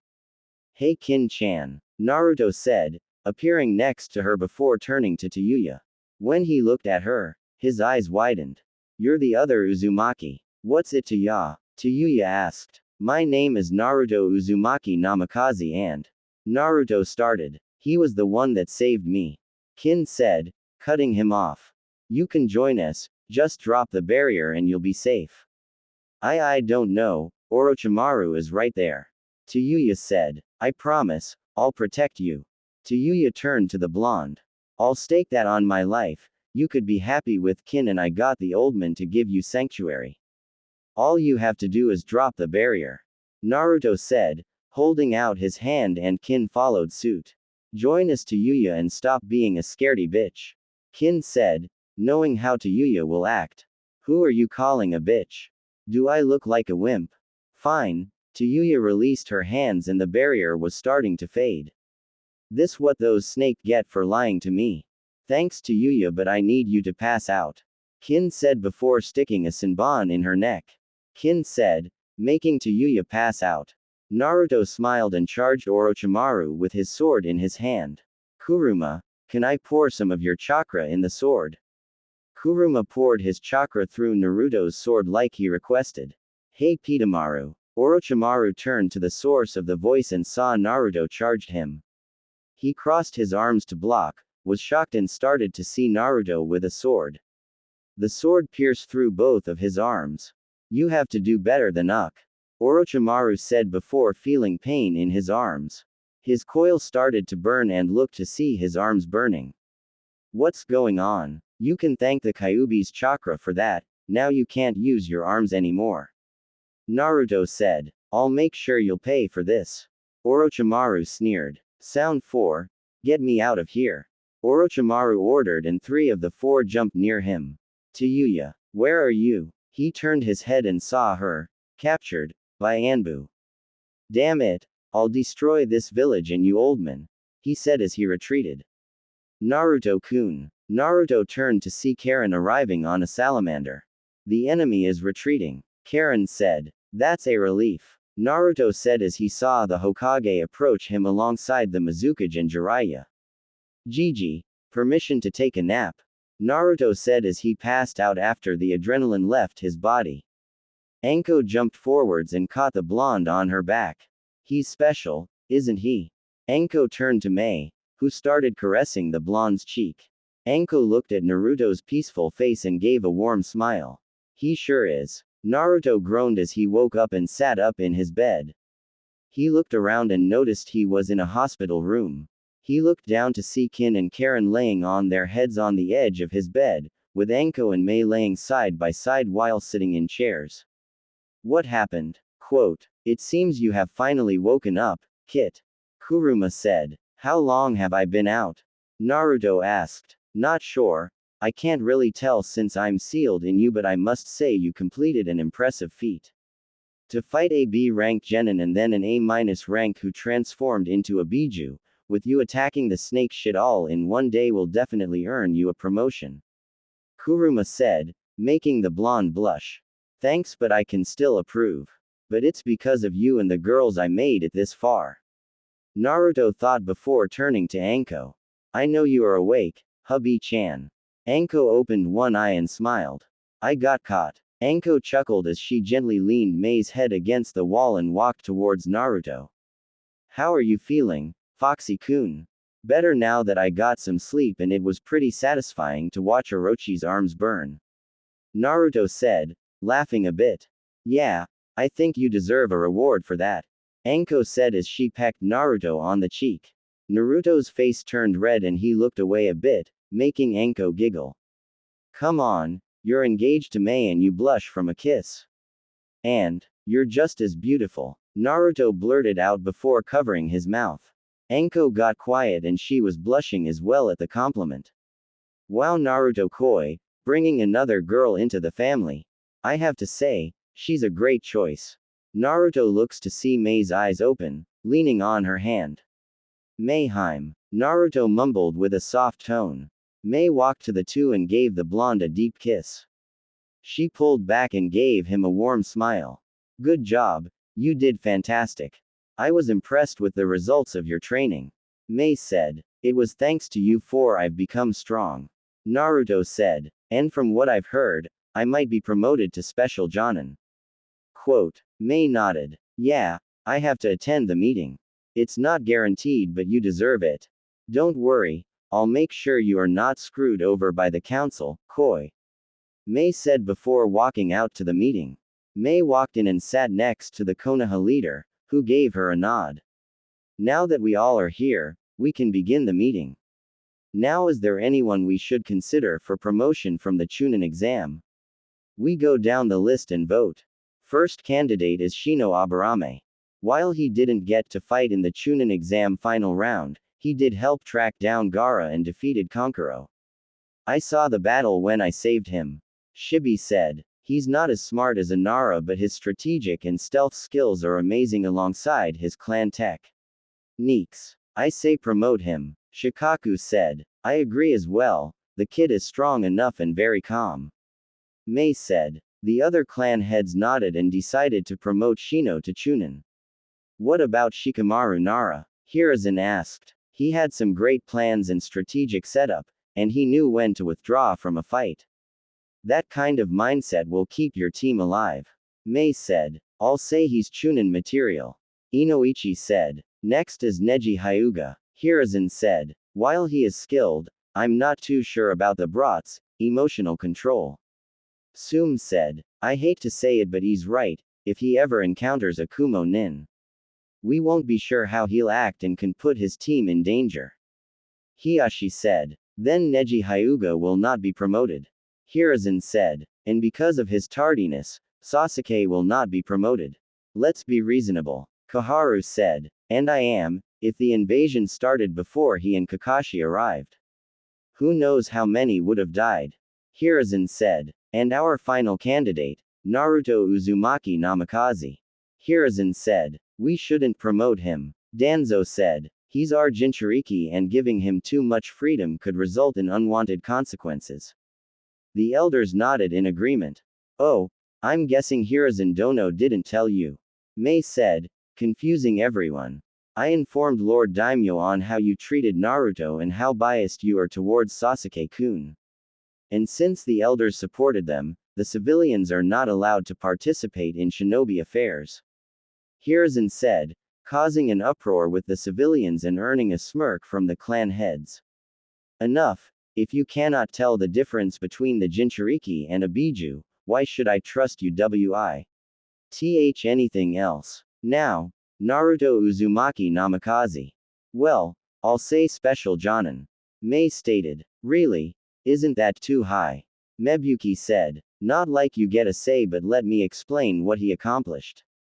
His first match with Neji Hyuga, he beat him blindfolded while not receiving any damage at all. He strategized with his clones and played with his emotions and was able to use high wind attacks he created. Then there's Gaara. He showed he had an affinity to water alongside his wind and new Kenjutsu, Fuinjutsu, and let's not forget the ANS rank jutsu he used. Mei said. Even some of my higher ranking Jonin and Chunin listened to him when he took control once the invasion started. Not only that, but he beat Gaara in his full Biju transformation and acquired a new contract alongside his fiancée that helped save the village, crippling Orochimaru in the process. Hiruzen added. I agree, hate to say but the brat might give me a run for my money. Sum said. I vote as well. Hiashi said. Well, I think he should be a full Jonin. Shikaku said, surprising Hiruzen. He already showed he has leadership skill, and to learn AS rank jutsu that requires a lot of Fuinjutsu knowledge told me he still might be hiding stuff from us. He's as strong as some of our Jonin and already earned the trust of many. Besides, there's not that much difference in the rank. Also, there's one more person I believe who deserves a promotion to Jonin.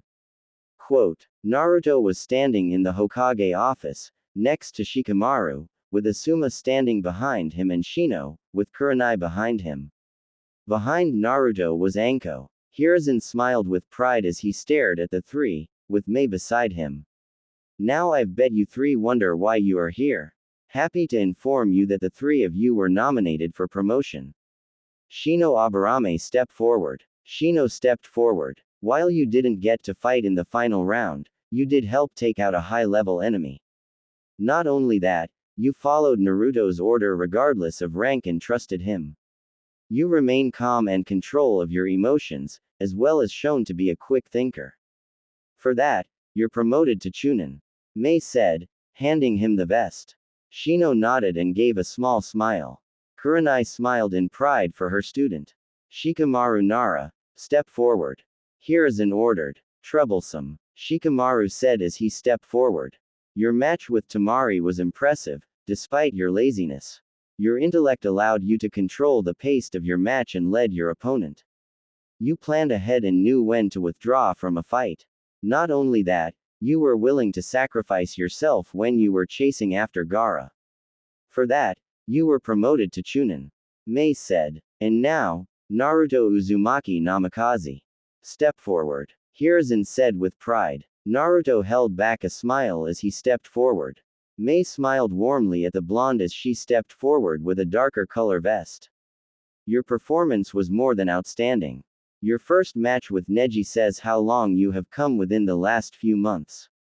You fought a Hyuga and didn't take any damage, maneuvering around him with your clones, while playing with his emotions blindfolded.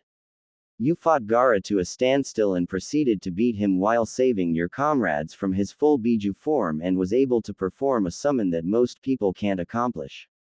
Let's talk about your skills. You used wind, water, fuinjutsu, element manipulation and kenjutsu. You were able to pinpoint where to send your comrades to make sure the village survived and injured Orochimaru in the process. For that, Naruto-kun, you are now promoted to Jonin. Mei said. Jonin. Not special Jonin. Naruto grabbed the vest slowly and smiled warmly. Congrats Foxy. Anko said, smiling warmly at Naruto. May I have the Jonin rank band? I kinda want to keep my jacket. Naruto asked. Hiruzen chuckled and gave him the band. It's not over, there's one more promotion. Hiruzen said, confusing everyone but Mei. Hiruzen walked around his desk and stood in front of Anko. Anko Mitarashi, you've been loyal for years towards the village, despite your reputation. You have completed multiple missions and long passed the requirement. Anko Mitarashi, you are now promoted to Jonin. Anko just stood there as tears poured down her face. All she did was bow and accept her new rank. Thank you, Hokage-sama. I hope you four continue to make the village proud. Hiruzen said. Congrats hubby-chan. Anko turned to her favorite blonde and grabbed the collar of his jacket and pulled him into a deep kiss. When she pulled back, Naruto was in a daze, while the two Sarutobis were imitating a fish. Now let's go out and celebrate. Anko said. May I join in as well? Mei asked. Sure. The more, the merrier. Naruto answered. Foxy-kun, how about we go out later tonight? Just the two of us for a little extra reward. Anko asked. Naruto was already informed by Kin that Anko wanted to go out with him. Sure hubby-chan. Anko beamed as the group left. Naruto and Anko approached his compound after leaving the tower and heard yelling coming from the outside of the building. He walked in the house and saw Kin and Karin trying to pull Tayuya's clothes off. Come on Tayuya, it's just a skirt. Kin said. I'm not going to wear that, why do I care what Naruto thinks of me? Tayuya asked, trying to pull her pants up. Because you think he's hot. Karin answered. So, why would he like some bitch like me? Tayuya asked. I don't see why I wouldn't. Naruto said, walking in the room. Kin-chan said you're cool and you're nice on the eyes. Tayuya blushed and smirked. I know, right, I bet I'll have you fall for me by the end of the week. Naruto chuckled at this and just shook his head. Anyway, I'm here to invite you to a celebration. Naruto said. Foxy-kun and I made Jonin. Anko cheered. Kin and Karin tackled the blonde in a hug. I knew you could do it. Kin said. Yeah, and I know how we can celebrate. Karin said before she started to strip. You have 4 sexy kunoichi here who are into you and we've been stressed since the invasion. Everyone but Anko blushed. I like the way she thinks. Anko said before sneaking behind Naruto and raising her hand to her pants. Let's see what we're dealing with. Anko pulled down Naruto and the girls gape out the size. What Foxy-kun, you that big when you're hard. I'm not hard, Naruto said with a nervous face.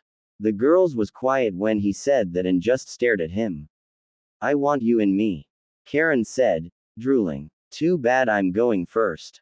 Anko said. You are. I'm first to ride that steed. Tayuya said. The kunoichi began to argue, making Naruto nervous. Can we just go? Naruto yelled, pulling up his pants and walking out the door. The girls ran after him still fighting over dibs. Hiruzen doing his stack of paper, happy that his surrogate grandson told him the secret to paperwork. Hokage-sam. Hiruzen turned to the door when he heard Kakashi. You may come in, Kakashi-san. Kakashi walked and bowed. Greetings, Hokage-sama. Kakashi said. I was just wondering if you knew the whereabouts of my student, Naruto. I have Sakura and Sasuke outside the tower and I thought we could get some training in since none of them made Chunin. Quote. He doesn't know, I'll have Naruto-kun tell him. This will be a valuable lesson. Well, everyone is at Akamaiki's barbecue celebrating our victory over the sound and other things. Hiruzen said. Hokage-sama, I also heard rumors of Naruto wanting to leave the team. Kakashi said. I left the decision up to him. If you want to learn more about the matter, speak to Naruto-kun. But I go to say I'm disappointed in you, Kakashi. You had the opportunity to turn your sensei's son into a legend and more, but you were being lazy and focused on Sasuke. I'm sure I don't have to tell you how Minato-kun would feel. Kakashi looked down. I know, I wanted Sasuke to be the strongest of the three so that way he won't feel any jealousy and leave the village. If Sasuke was stronger, it would have driven Naruto to get stronger. Kakashi said, but the Naruto you knew was an act, he never let his true emotions show.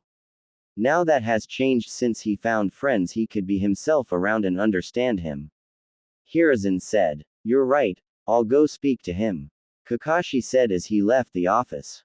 Hiruzen chuckled as he pulled out an orange book and began to giggle like a schoolgirl. Kakashi made it outside and his two students were waiting for him. Well, apparently there's a gathering at Choji's barbecue place. We should head there and no you can't go train, Sasuke. Sasuke gritted his teeth as they headed to the barbecue place. As they walked through the village, they heard civilians talking about Naruto and couldn't believe he was the village hero's son. I still can't believe he's Minato Namikaze-sama's son. Sakura said. As she thought about it, it made her even more guilty when she thought about how she treated his son. Kakashi-sensei, do you think Naruto hates us? Quote. Kakashi sighed. I'm not sure, he didn't trust us and hid how he felt. But I can't blame him, we didn't try to get to know him on a deeper level. Plus when he always asked for something, we wrote him off. Quote. It felt weird when we talked, I didn't feel the warm sensation I usually do when we talk, and for him to call me by my name without affection made me feel empty. Sakura said. You two are overthinking it. Sasuke said. The loser will never change and he'll be begging Sakura for dates again. Sasuke said. Hey Kakashi. Asuma greeted the team as they walked into the barbecue place. They sat at a round table with a grill in the middle next to Team 10. Hey Asuma, I heard we were celebrating. Kakashi said, looking around. He saw Team 8 with Kurenai, Team Guy with Guy and Kin, Karin, Mei and a redhead he had never seen before, with Yugao beside her. Mei stood up and clapped her hands. Great. Now that everyone is here, it's time to make my announcement. As you noticed, we have a few people missing and there's a reason for that. Well, I would like to say congratulations to Shino Aburame and Shikamaru Nara for making Chunin, and Anko Mitarashi and my fiancé Naruto Uzumaki Namikaze F. Or making Jonin, Mei said as the four walked out from the kitchen sporting their new vest and band. Anko had her arm sling around Naruto's neck with a victory sign. What? The loser made Jonin, Kiba yelled and gulped when he felt killer intent from Mei, Yugao, Karin, Anko, Kin and Tayuya. Would you like to repeat that? Mei asked, narrowing her eyes on the young Inuzuka. No sorry. Kiba said. The group walked to the team except Naruto. He went to sit next to Mei and Anko sat on the other side. Naruto, why aren't you sitting with us? Sakura asked. Why would I? Naruto responded. You were the one complaining about us not hanging out together and now you're avoiding us. We're your teammates. Sakura said. Let me correct you on something, Sakura. I complained to you about hanging out without Sasuke as friends, and when I offered you to come join me, what did you do? Naruto said. Sakura frowned. I didn't show, but I told you I didn't feel like it. Sakura answered. Right, and what did I say would happen if you didn't show up? Naruto asked. Sakura looked sad as she remembered. But you don't mean that, right? Quote. Kin scoffed. I told you he did mean it. You can't just take him for granted and expect him to keep bouncing back. She's right. Naruto said. I told you, we're done. We're just comrades, not friends and anything else. Sakura felt like something was ripped out of her at those words and she didn't have anything to say. Well, you'll just have to get over it. Kakashi said. After all, we're on the same team. Oh yeah, that reminds me. Mei said, standing up. Hiruzen told me one more thing to announce after the promotion. Since Anko and Naruto Koi are newly fresh Jonin, he decided to make a team with Anko as the main sensei and Naruto Koi as co-sensei. The students are going to be Kin Tsuchi, Karin Uzumaki and Tayuya Uzumaki. Wow, I can't believe we have our own students, Foxy-kun. Anko said. Naruto turns to the three girls. Are you three okay with this? Quote, sure. I don't mind. Kin answered, folding her arms. You're better than that dildo Kabuto. Tayuya said, making the group laugh. I'll follow you all the way to the bedroom. Karin said, making everyone blush. Well then, I accept. Naruto said, hold on Naruto, what about our team? Kakashi said, intervening. You mean the team that didn't give no about me and praise King Emo and wherever ass touched? Sorry, but I refuse to be on a team that only cares about duck butt. Naruto said. Tayuya grinned. I'm influencing you, am I? A little. Naruto replied. But Naruto, we're sorry. If you want, I'll even go on a date with you. Sakura offered. Please, listen here you pink stick. It sounds like you are trying to manipulate Naruto-kun and frankly it's pissing me off. Plus why would he want to go out with you and have a hot piece of ass like me, cute as Kin-chan, beautiful as Karin, gorgeous as the Mizukage and let's not forget the super hot and sexy Anko-chan. Shit, Anko is someone even I would smash and I'm not gay. Tayuya said, making the girls smirk. We are a group of kunoichi that have bees D's. You might be my new favorite after Kin. Anko said with a flirty smile. And for the record, I'll smash as well. Naruto, listen, this team needs you. Kakashi said. You never showed it. For 6 months you had your chance, you could have used shadow clones to work with each of us but no, you could have helped find our affinity or at the very least help me and Sakura wit. Our taijutsu. You don't need me or care about me. Remember Hataki-san, actions speak louder than words. Now I'm done talking, can we eat? Kakashi felt sad about this, he lost his student and now he doesn't want anything to do with him. Sakura felt like crying because she lost someone she considered a friend compared to the other two but to find out she herself wasn't a good friend. Sasuke didn't care because he was angry that his teammate made Jonin before he did. I don't feel like eating all this meat. Sakura said. I'm on a diet, and you wonder why you are so flat. Tayuya commented. I'm only a teenager. Sakura said. And so are we. Tenten, Kin, Karin and Tayuya said. I bet the princess over there has a bigger chest than you. Tayuya said, pointing to Hinata. Hinata said. Unknowing to her, Anko snuck up behind her and opened her jacket. Naruto blushed and Tayuya pouted. They're bigger than mine. The redhead complained. Hey Naru-kun. Tenten called. Huh, what is it, Ten-chan?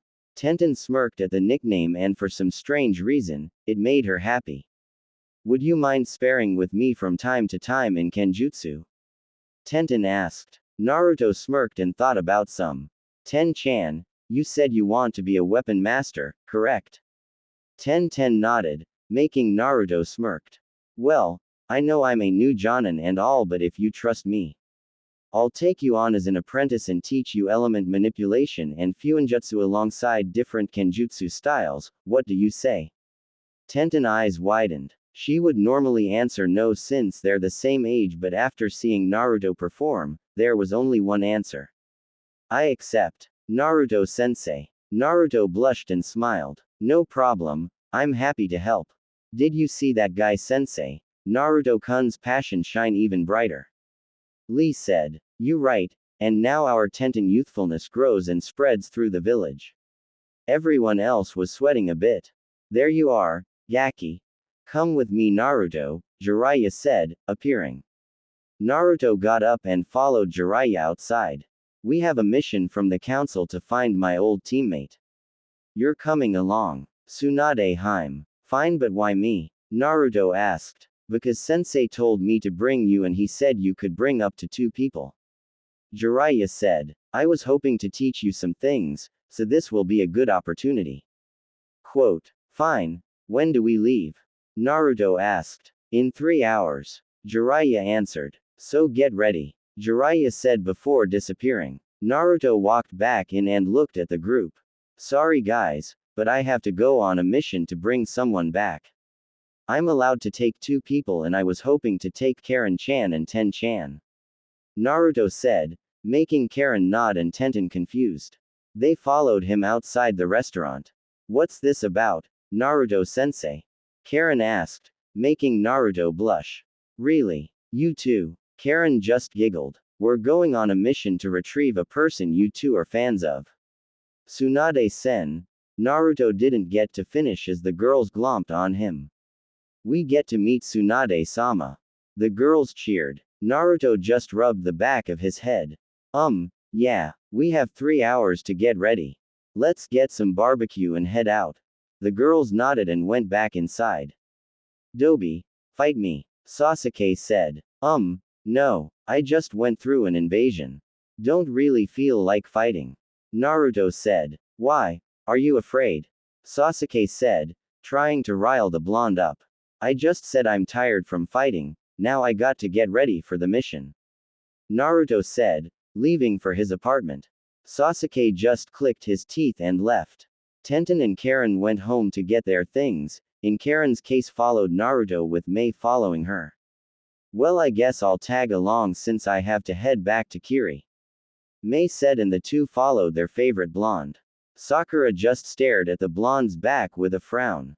I can't give up. He doesn't hate us, but how can I make it up to him? Naruto arrived at the front of the gate and saw Tenten and Karin standing far away from Jiraiya, while he was writing down some notes. What's going on? He's taking some notes for his book. Tenten said. You mean the garbage porn? Naruto asked. Jiraiya glared at the blonde. You don't know true art. Have you even read my books?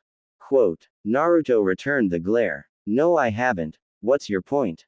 It's called Ika Ika. Naruto said before catching an orange book.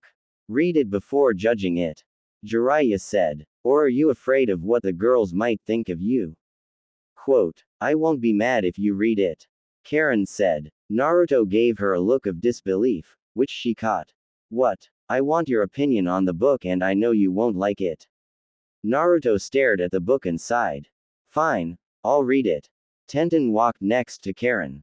Are you sure it was a good idea to let sensei read that? I'm sure. Naruto-sensei is not a pervert.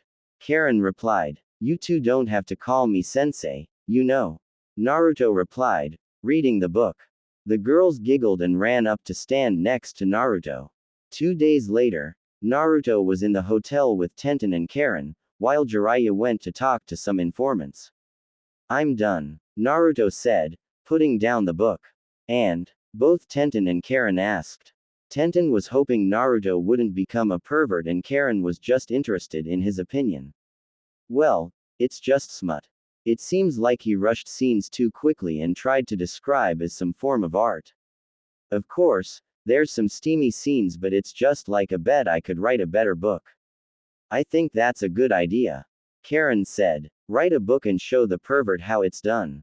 Karin cheered. Naruto was quiet and smiled.